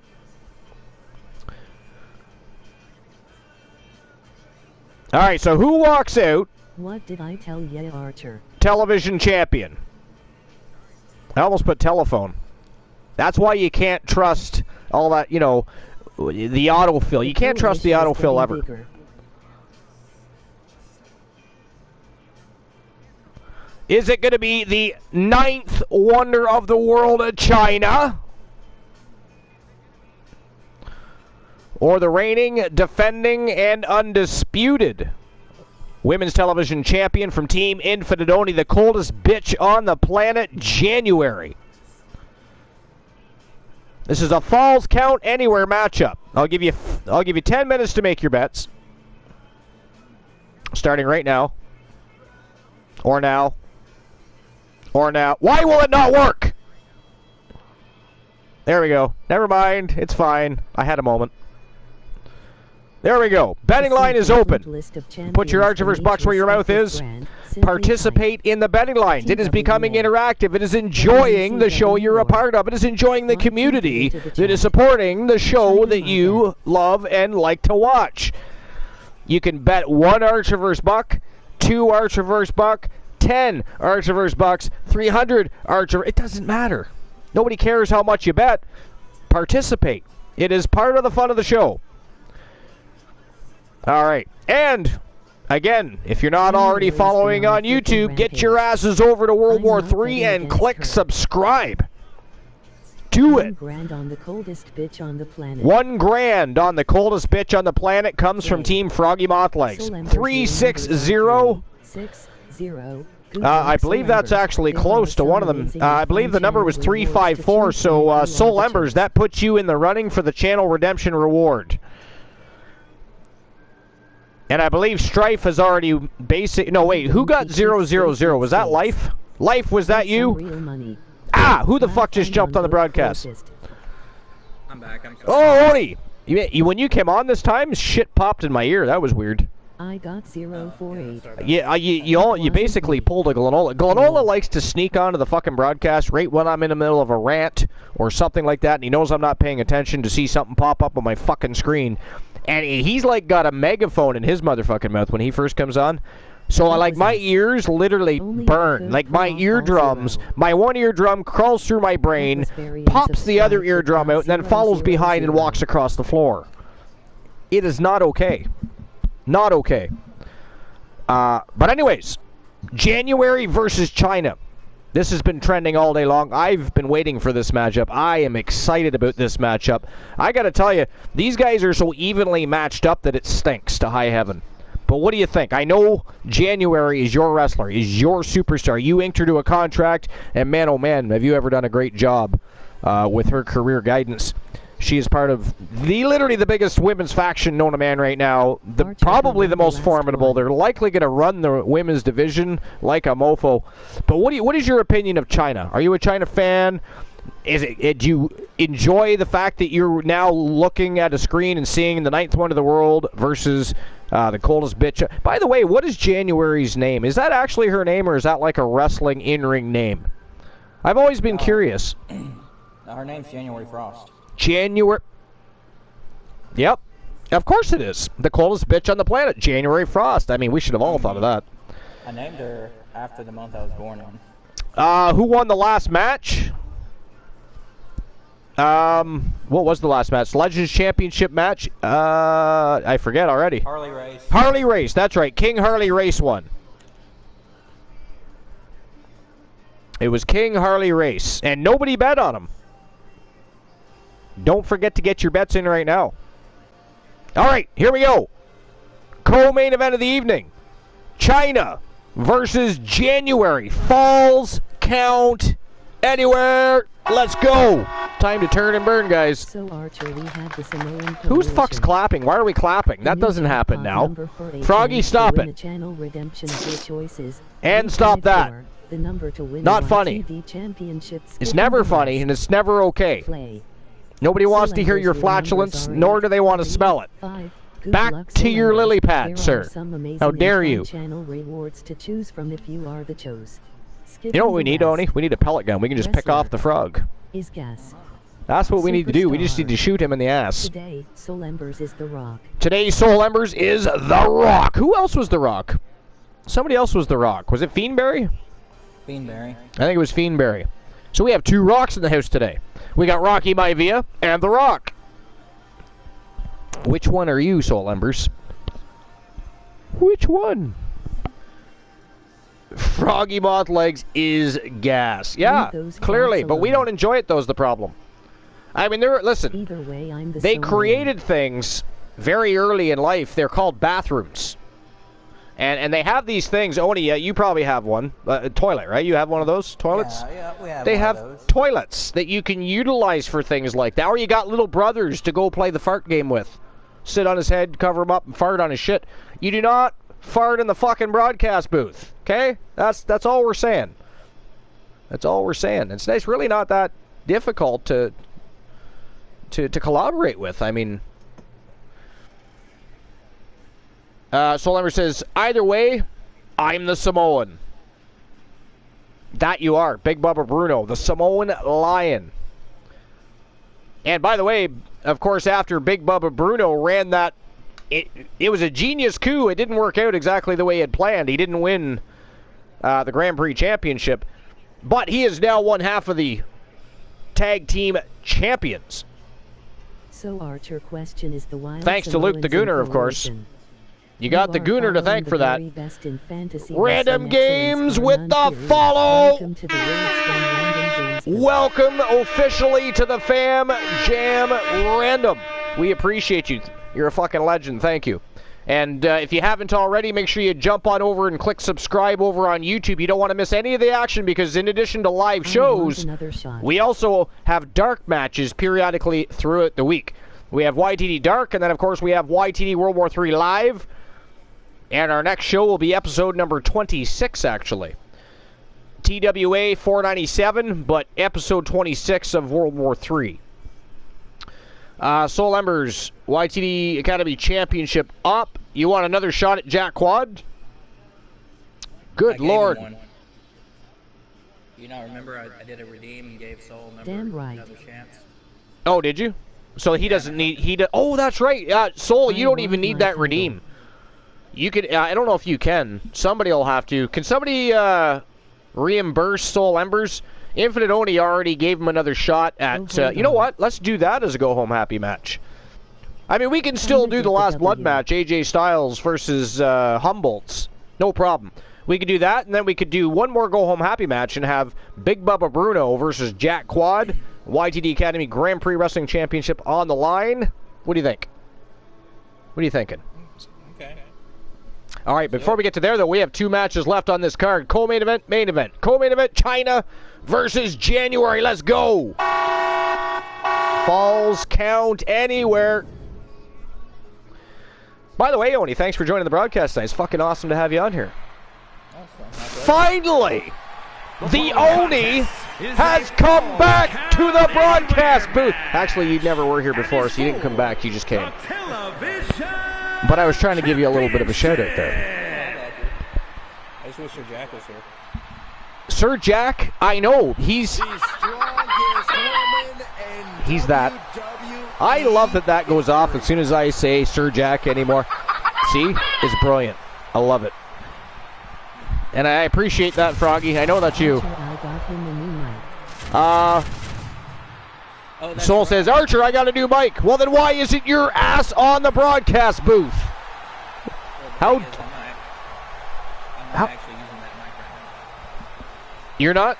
Reread that. No, it's upstairs on my computer. I'm using my old one for the PS4. Oh, nice. Well, apparently, oh, he got you a new mic. I thought he said he got a...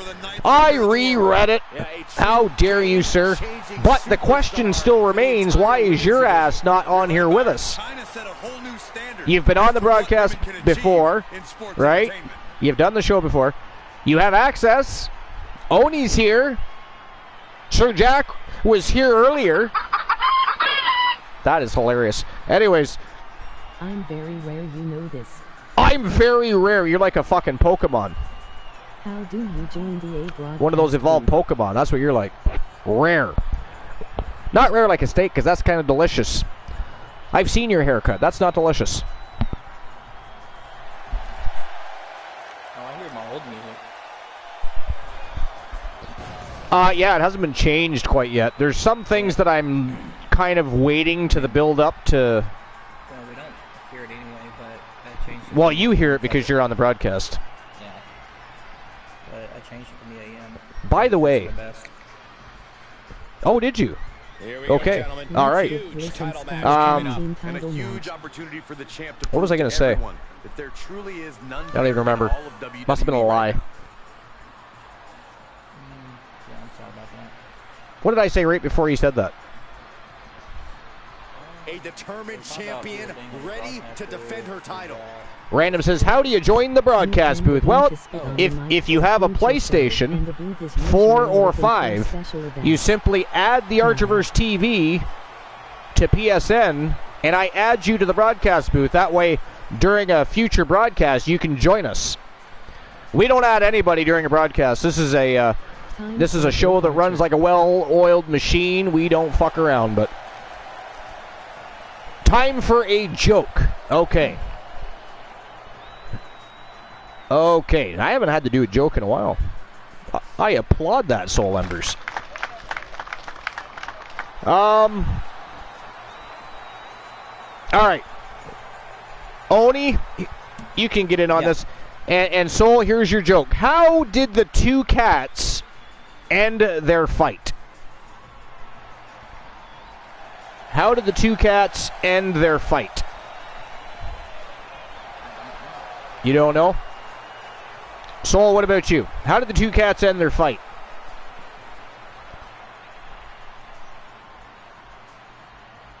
You know, I kind of like that emote, Almighty. I gotta be honest. They pussied out! That is fucking awesome! You know what? That should be the fucking answer. That's much funnier than mine. Does anybody else want to take a crack at it? If not, I'll tell you the punchline. But Soul Embers, that is much funnier. Much funnier. I'll wait a few seconds, see if anybody wants to take a crack at it. They pussied out. I fucking love it.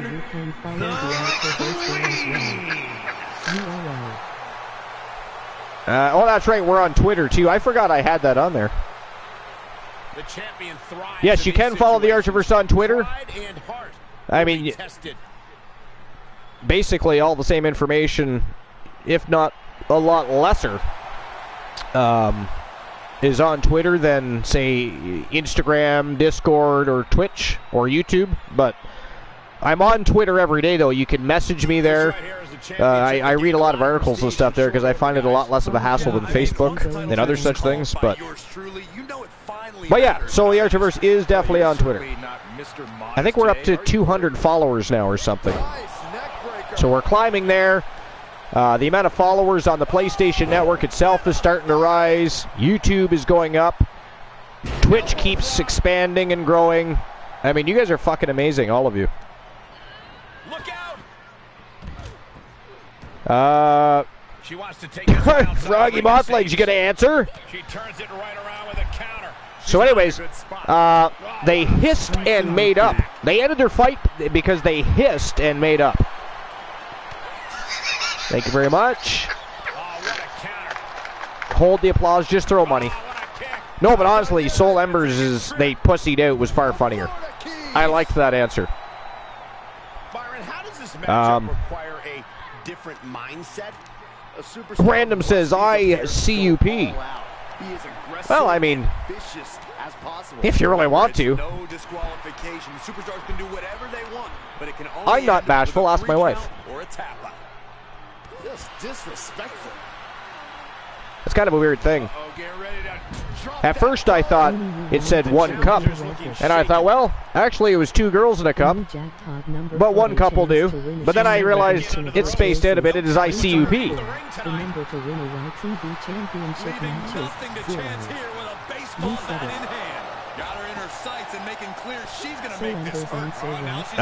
it. Soul Ember says, Oni, you want to fit in here? Read this.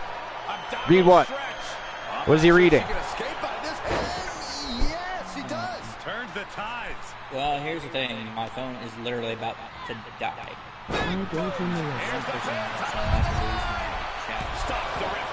Damn phones. You can't trust a phone or a battery. Yeah. It's ghastly. I mean, I can And sent hard to the outside. I just won't be on the broadcast. This one is headed outside. Oh, Soul said he gave you a list. Or something. What's the list? Now, while the window's open. Let's find out.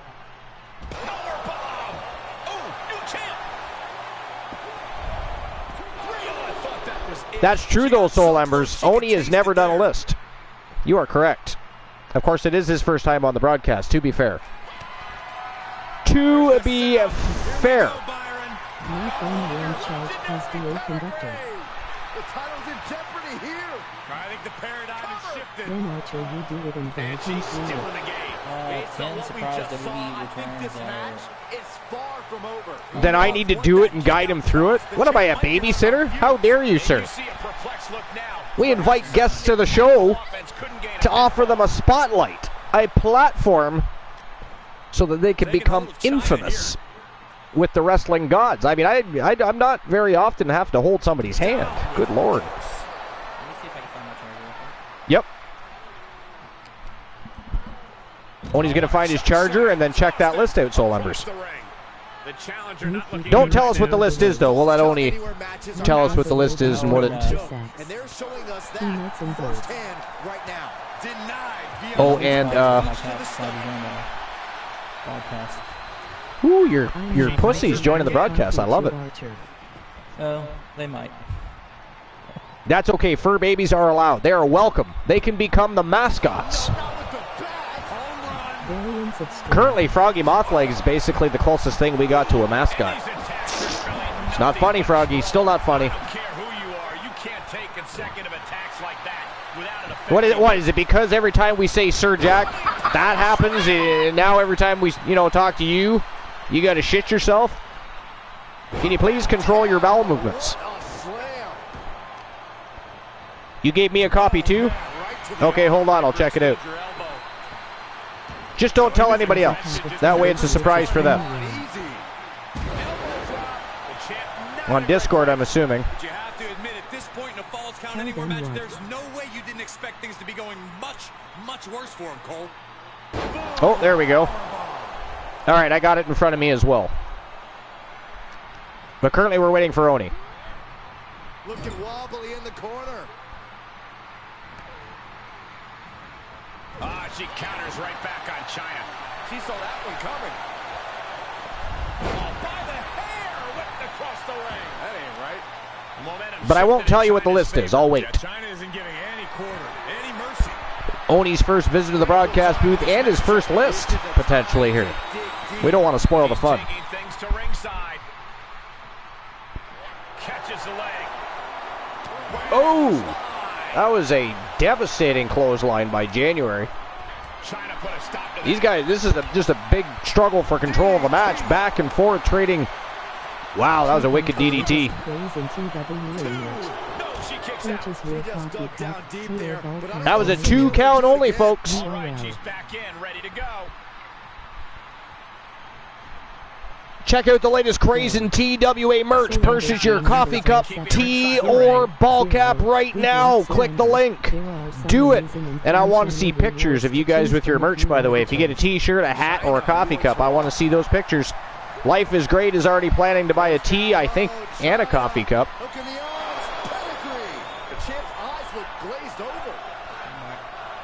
700, unlucky. The numbers are 033, I believe, and 354, Soul. That was a matter of a fraction of a second. I don't know if that's the first time you played. So you're back, Oni? So what is the I have the list in front of me too. He sent it to me as well, but I didn't tell anybody what it was, so. Ken surprise WWE returns on Interesting. The champion's shock is Now what is so it's whatculture.com and by Jamie Kennedy, just so that we give credit where credit is due.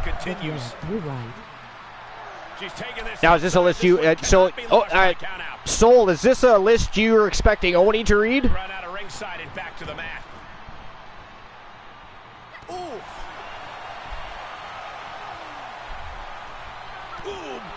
Froggy says, but yeah, you're right. Who's right? Can't be talking to me. He would never admit that. Soul Embers, are they slimy when they're underwater? I guess so, but it's kind of relative. Are we talking about your ball sack? What the hell is even going on right now? Wow! No way! Holy fuck! Ladies and gentlemen, the winner of the Falls Count Anywhere match and new Wrestle Wars Genesis Women's Television Champion, the 9th wonder of the world, China, is your new champion. Wow, I so didn't expect that. I'm glad I didn't bet. I would have just lost my house. Here is your winner. I would have lost my fucking house on that one. Champion, wow. That's the first person in a long time that's been able to beat January in a one-on-one matchup. China was the winner. There was 4,210 Archerverse bucks on the line. There we go. They've been distributed. Holy shit. That's crazy. All right, so what did Soul say? The list I was trying to save it. What? Archer is correct. I never admit you're... No, I didn't think you would. Say again, I got a lot going on. Oh, did you want Oni to read that list? Is that your intention here? Are you throwing him under the bus in his first broadcast booth visitation? Yes, okay. I just wanted to make sure. No. Yes, no. What?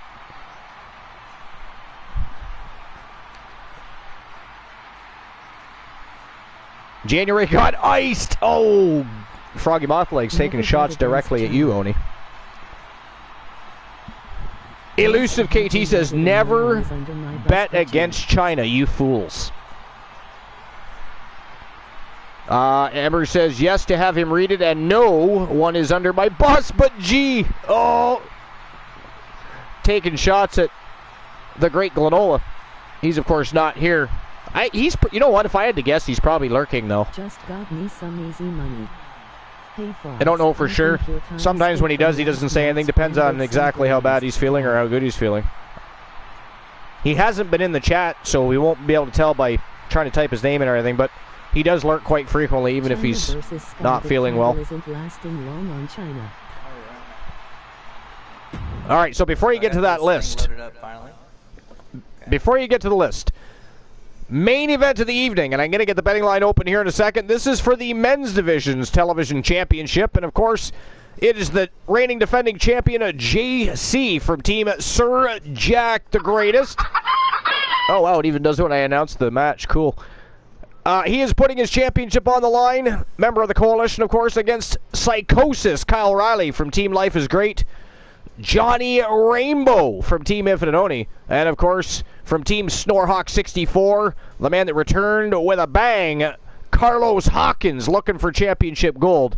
This is a fatal four-way elimination matchup for the gold. What do you guys think? I'm going to open the betting lines right now. We know what Oni's thinking. He's thinking Johnny Rainbow is getting more gold tonight. That's what he's thinking. Yes, sir. All right. So who walks out TV champion? Whoops.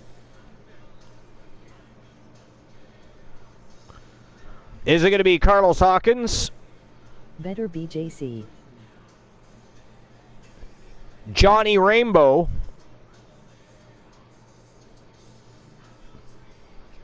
Kyle Riley? Kyle Reike. Whoops. There we go. Fixed. Or the reigning defending champion from the Coalition, JC. 10 minutes to make your bets. The new jackpot number for a chance to win a channel redemption of your choices. 354. And there we go. Betting lines are open. You guys can rock and roll with the betting lines. That fits. Laugh. All right, here we go. Main event of the main card. We may or may not still have, I believe, we're going to, is Strife still here? Strife, are we doing the Crimson Lockdown with Humboldt and AJ? And I believe Big Bubba Bruno is getting a shot at Jack Quad. Those will be the final two matches of the night. They will be next. They're, of course, apparently I can't talk. They're, of course, our post-show go-home happy matches. But here we go. Main event of the evening. As far as the main card goes, Fatal 4-Way Elimination, Television Championship on the line. Let's go! All right. 9 minutes and 8 seconds left to make your bets. And Oni, feel free to continue that list at any time. All right. So I don't read the whole damn article, just a list, right? Depends. I mean, some people just read whatever the list is about. Some people read the entire article. That's up to yourself. I mean, we're down to the final three matches. So whatever time you decide. I'm just going to go with the list. Yeah, you go ahead. And whatever it says after. So, number 10 is Sarah Logan. And this may have happened by the time you read the article. Yes, it has happened. Sarah Logan's last in-ring appearance for WWE came during January's Royal Rumble. There, she lasted 43 seconds before being eliminated by the Bella Twins. Fast forward to October, and things look a bit brighter for the ex-Riot Squad member. He laid down a voiceover for the Viking Raiders' own return on last week's episode of SmackDown. The following contest is a fatal four-way Falls Count Anywhere match and is for the Television Championship. Introducing the challenger from Dallas, Texas, weighing in. You didn't actually know Sarah Logan was returning. 2 pounds, Carlos, the Chosen One, Hawkins. Here we go, gentlemen. Huge title match coming up. Well, yeah, but so why is it on 10 surprise returns? None better in all of WWE right now. Oh, this is past returns. Is it? I don't know. No, I'm pretty sure, like, I don't even know the date of this article. And introducing the challenger from Blackpool, the date of that article? It is, pounds, let's see, I had it up. The Oh, okay, October 14th of 2022, okay. The title will be on the line here. You're right, Michael, and judging from the response on social media heading into this match, we're likely to see a new champ crowned here tonight. So, says that recent reports say that WWE's top brass has significant interest in retiring Chelsea Green. That'd be a good thing, because Chelsea never really got a fair shake on the main roster before being injured, then cut in April 2021. Very true. She was still recovering from a nasty wrist break. This guy's had a great career already, but winning the title tonight takes his legacy to a whole new level. She was in the Royal Rumble and it didn't last long at all. I don't remember correctly. My phone messed up. Technology. I see how it is. Laugh variants of Stripe. Live on broadcast, but hey, that's the beauty of live television, right? There is. There's no pre-recorded sessions and edited segments here. It is go with the flow, fly by the seat of your pants, and enjoy the ride. At 195 pounds, Psychosis Kyle Riley. Remember, guys, the title is on the line here in this one. And I don't remember the last time the champ was in this much jeopardy, Cole. Tonight might just be the night the title changes hands. Live is great. What did we Lists do? are the worst are the ones where you have to click next and it takes 10 years to get to the next page for them to do it. I much prefer the ones that are all on the same article type of thing, you know what I mean? Capacitor. No. 8 is Bo Dallas. There's been a ton of talk about the Wyatt His Six skills, and his talent, who that's could what get helped him to earn this Yeah. opportunity. Hope we are And doing that's what well. will win him the title Now, tonight. Voting back against Kyle. Laughing. Friggin' screen. Yeah, I apologize. That probably will be the new Wyatt family, the Wyatt Six. I mean, there's a reason they've been using that term for so long, and they had, remember, a lot of his vignettes, the number 6 kept showing up, etc., leading up to his return, before the Pitch Black match, all that kind of stuff. So I could totally see them going with the Wyatt Six as a faction name. The television champion, Only a small handful of WWE superstars have held 2 championships simultaneously, and this man now joins their ranks. Yeah, it's an honor no matter how long you hold both titles, but the reality is most double champions lose at least one title before long. This man is determined to be the exception. While you're going over the list real quick here, I just have to visit the facilities real quick, so I'll be right back. Everybody enjoy Oni's list. Enjoy this fire match. Double champion stepping in the ring to defend his television championship. It's going to be a fire match, but I'll be back anyways. Proceed.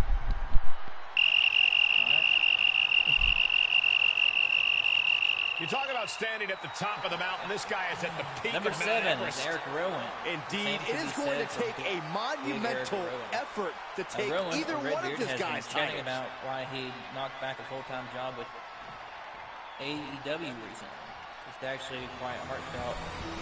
That guy, and he turned down a regular payoff and tribute to a fallen friend, Brody Lee. Undoubtedly the top title in this company.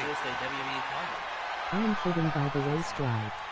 Realigning just with had Bray to say Wyatt might be something. a nice way for Rowan to honor Brody, and it would make sense to see him I back wish this beside game Bray would have kept SD on versus WWE Raw programming. 2010 Four for the superstars title ready fight. to tangle in this match. This will surely devolve into chaos quickly.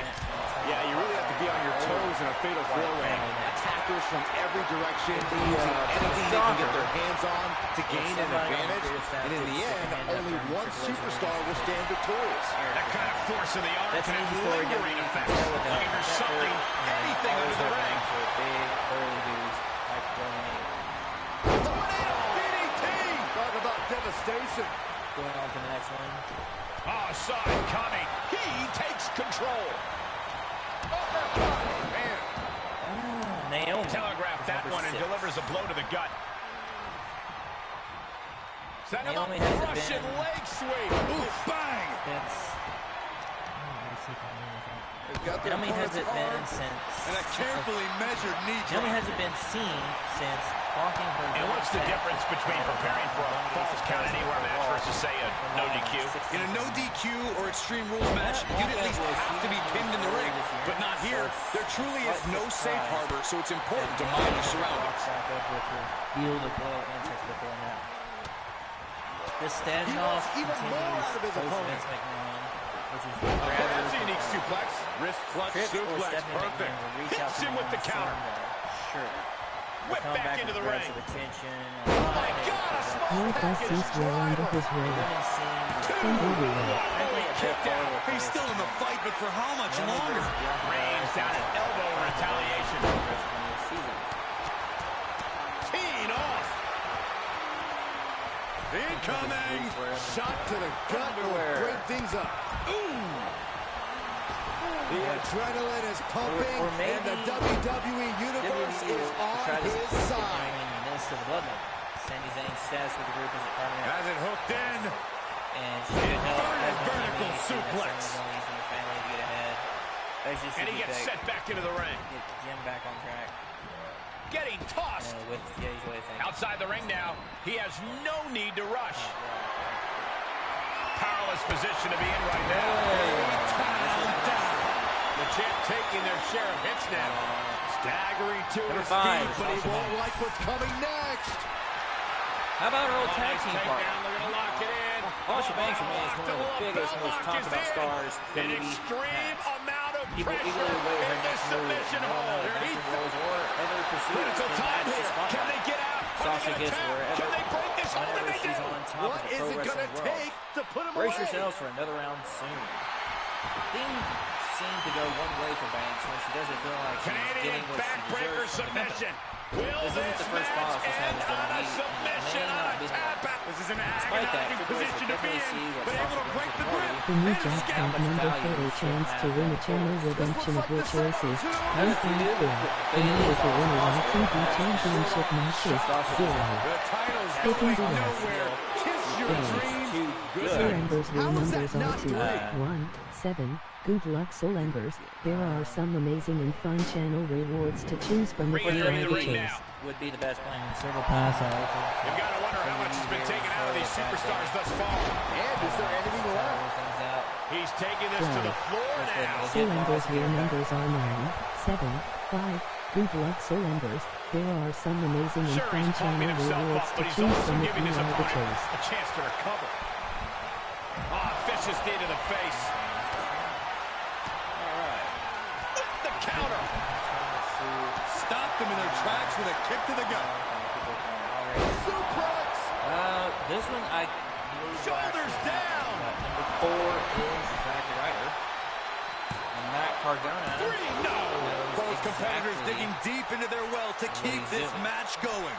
The one time Zack Ryder, which he would surely There's a fisherman suplex. Down with the cutter. that he's always ready for. Oh, you can tell he's feeling it now. This fight is pumping him up. Taking this outside. This could be good. The Long Island SZ could be. He's trying to intimidate his opponent one more time, but he's got to strike soon. What a wrist clutch suplex. And back in the ring we go. Shifts it back onto him. He wants it one more time. Up with a neck breaker. The title might change hands. Cover. GCW. They kicked out the champion. Guys, I thought we were getting a new champion there. We might see a new champion here tonight. Don't put the cart before the horse. The champ kicks out and has no intentions of losing that title anytime soon. And it may just take going to the well one more time with that maneuver to gain the pinfall. Listen to this pull To the sky.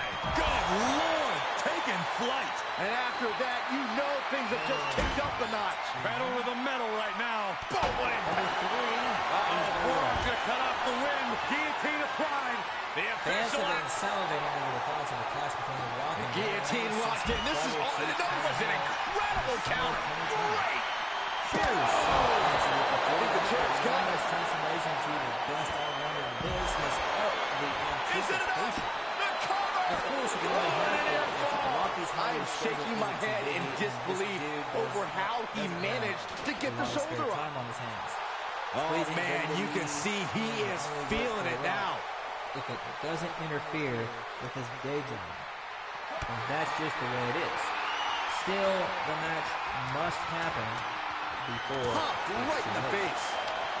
The Rock is almost an end-of-game bonus for him. Another one bites the dust to the champ. That's why he's here. A competitor has been eliminated. This writer still expects Returned. How's the list going? All right. Title match stays alive. How is the challenger The Rock. still in this match? What do you call a book club that has been stuck on the same book for years?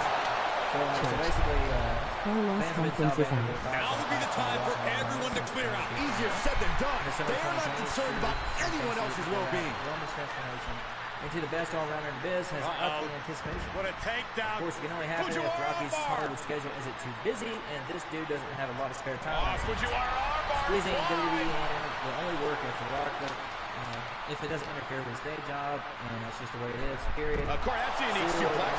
Wrist clutch suplex. Perfect. The challenger being out. Are we talking Rock versus Roman here? Yeah, that's what they're talking about. Yeah. It should happen. I think he should. But I think he shouldn't. I think he should beat Roman Reigns. Oh yeah. It's like an Look at this. Pendulum backbreaker. Yeah. Out of the ring. What's his plan here? Move on to number For a 2. fisherman buster. Stone Cold Stop Steve Austin. flattens the opponent. The rattlesnake. Just a smidge quicker. So imagine the men's. Oh, look at this. That I don't want to be part of these problems. Don't want to be part of this crowd. January's Royal Rumble. Then until he loses his mind, not least because And he throws the opposition back into the ring. The host site for Austin's first Rumble tournament That one's scouted. way back in 1997. 1997. He's reaching under the ring for anything useful. Steve could I don't think he wants to direct traffic with that sign. entering the Rumble and hitting a few stunners. Nobody's saying he needs to win the thing, but just having Stone Cold out there with some WWE social media metrics and YouTube figures through the roof, get that clip uploaded the same night, and boom, on the counter. Right hook. Thrown back in Interesting. under the ropes.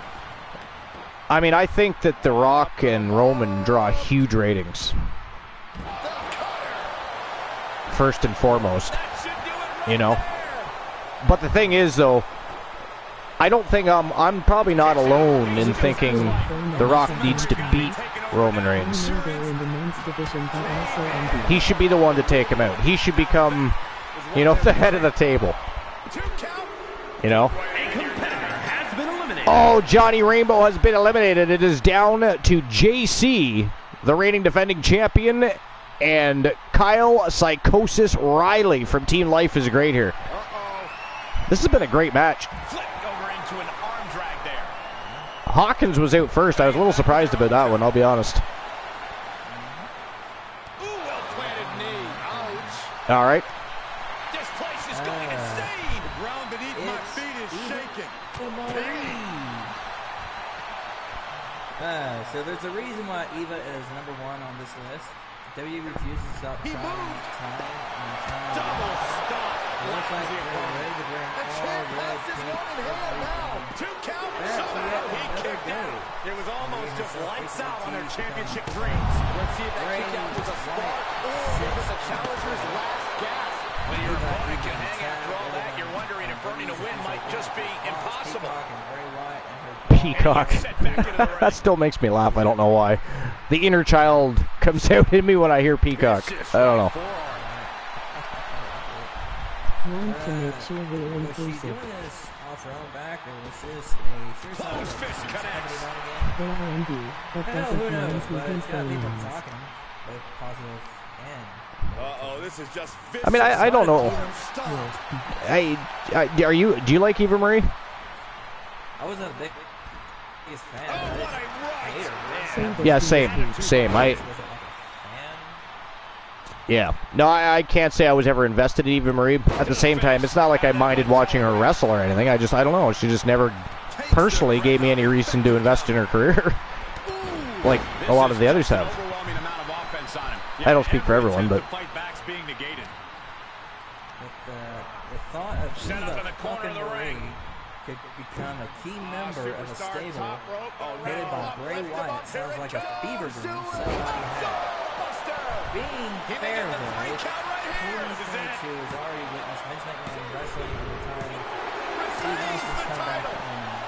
Hold on 1 second. That is it. That is all, ladies and gentlemen. The winner of the match, and still Wrestle Wars Genesis television champion representing the Coalition and team as Sir Jack the Greatest. JC, still your champion. Congratulations to Team Sir Jack the Greatest. And, of course, JC. Another big win for the Coalition tonight. Man, the Coalition's had a hop at night tonight, I got to be honest. Is that another clean sweep? That's a clean sweep. They won all 4 of their matches. The Archers won. The Gooner and Mickey James won. Big Papa Bruno led the Coalition to a victory against Team the Judgment Day. And then JC, by the way, that's an impressive title defense right there, too. That was a hell of a match. That is a very impressive title defense. So, again, congratulations to Team Sir Jack the Greatest. What a huge win for JC. That's twice in a row you did that. I know. That's crazy. Coalition's on a roll. Right. They're holding on to some gold. I mean, Mrs. Archer's the world champion. Archer's the pure wrestling champion for YTD. JC holds 2 titles because he's one half of the tag team champions, and of course he is the Wrestle Wars Genesis television champion. So that's crazy. All in one night. Clean sweep for the Coalition. All right, so now on to the bonus matches before we get back to what Oni was talking about here. Oh, the list was done. The list was done, okay. All right. The new jackpot number for a chance to win a channel redemption of your choice is 354. The number to win a YTD championship. Now that says Saturday, but we all know that YTD Academy Live is going to happen prior to Saturday, because Saturdays is the day for Wrestle Wars Genesis. Today is Saturday. It would not allow me to choose Sunday as an option because it is being held out for pay-per-views, stream previews, PLEs, whatever you want to call it. Here we call it stream previews. So anyways, I was forced to just pick another night. But YTD Academy Live, World War III Live episode number 26 will probably be Tuesday night. Tuesday night. And we got to get some dark matches in, probably some late tonight. And over the next couple days, and we'll get some dark matches going before we get episode 26 of World War III going. That's the next show. Pay no attention to that match because that probably won't happen. All right, on to the go-home happy matches. And one of the matches we're having is going to be a Crimson Lockdown match between Humboldt's the Arcane from Team Variance of Strife taking on the phenomenal AJ Styles. They got a beef with one another, and they want to go at it inside of 4 sides of steel, but the only way to win is to bleed. Somebody's got to bleed to win the match. So that's where we're going. Crimson Lockdown. He'll never be the J. Again, it's Humboldt's the Arcane the Warlock from Team Variants of Strife against AJ Styles, the phenomenal one. One-on-one. Crimson Lockdown. Let's go. All right. So, before we get into any further discussions, what do you think? Humboldt's the Arcane or AJ Styles here? Now, Humboldt's has had an amazing career in World War III, both on dark and in live shows. For some reason on Wrestle Wars Genesis, he never seems to quite get... Now, let's be honest, Wrestle Wars Genesis is a bit of a different level of action, bit of a different level I mean, talent take things to a whole new level on this show. That said, some really intense competition in World War III, both dark and live. Humboldt's has been absolutely spectacular over there.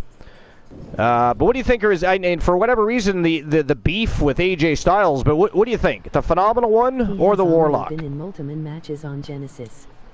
Solo Cuz is a destroyer. Oh, I see. AJ purposefully did the style clash wrong and tried to break Humboldt's neck. Yes, I remember that. Ah, well, that makes sense. I can understand Humboldt's being a little upset about that. I mean, he's aging rapidly as it is. I mean, how old is he? 100? I have no idea. I got to tell you, Humboldt's still one of the weirdest superstars in the history, I think, because, again, if you watch him come out, he looks like just an old man. You know, he's a wizard. He's an old wizard. He looks like an old man. 6'5". Then he takes off that robe, and it's like, you ever seen the movie Over the Top? Well, Sylvester Stallone, where he's the arm wrestler, and he turns his ball cap backwards, and it just triggers something in his mind, and he just gets... I mean, he goes crazy. And by the way, he looks like he's chiseled out of granite. What the hell does Humboldt eat?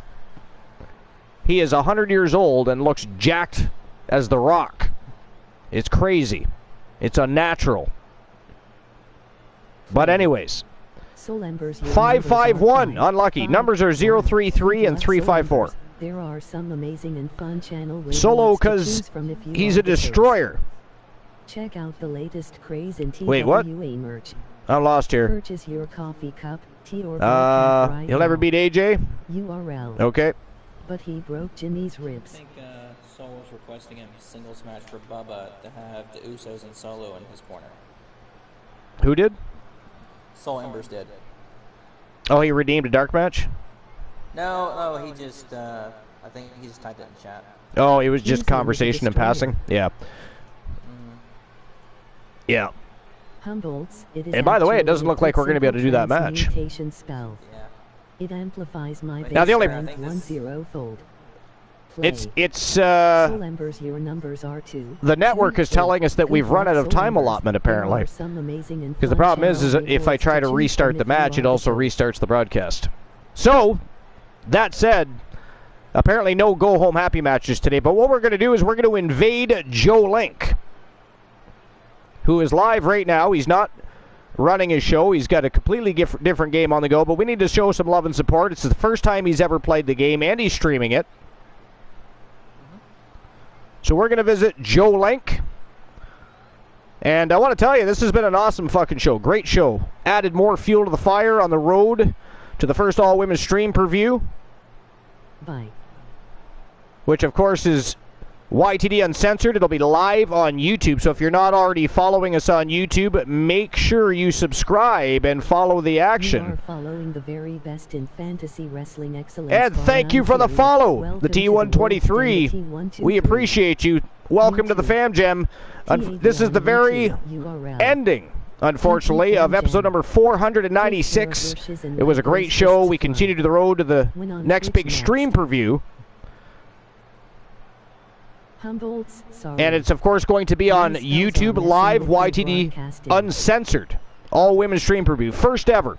It's going to be an absolute thrill ride. But it's been a great night. The Coalition with a clean sweep. 4 matches and 4 victories tonight. Why the hell they were putting 4 matches? I mean, what the hell did they do? I don't remember the Coalition rubbing management wrong or doing anything wrong under the sun, yet they get thrown in match after match after match tonight. But ha-ha! Fooled you all. Clean sweep. What a show. We saw a champion defend his title. We saw a championship. Well, we saw 2 championships change hands because we have a brand new Legends champion, King Harley Race. So, and of course a brand new women's television champion. So it's been an interesting evening. We saw some, what's that? I said unfortunately. Unfortunately, yeah. Well, we just rated out, so I guess that ends that. We didn't even get to finish our spiel. I did not get to kick people the fuck out. That is rude. Damn. Rude. That's too bad. I was actually looking forward to that last match, but is what it is. Is what it is. It was a great show.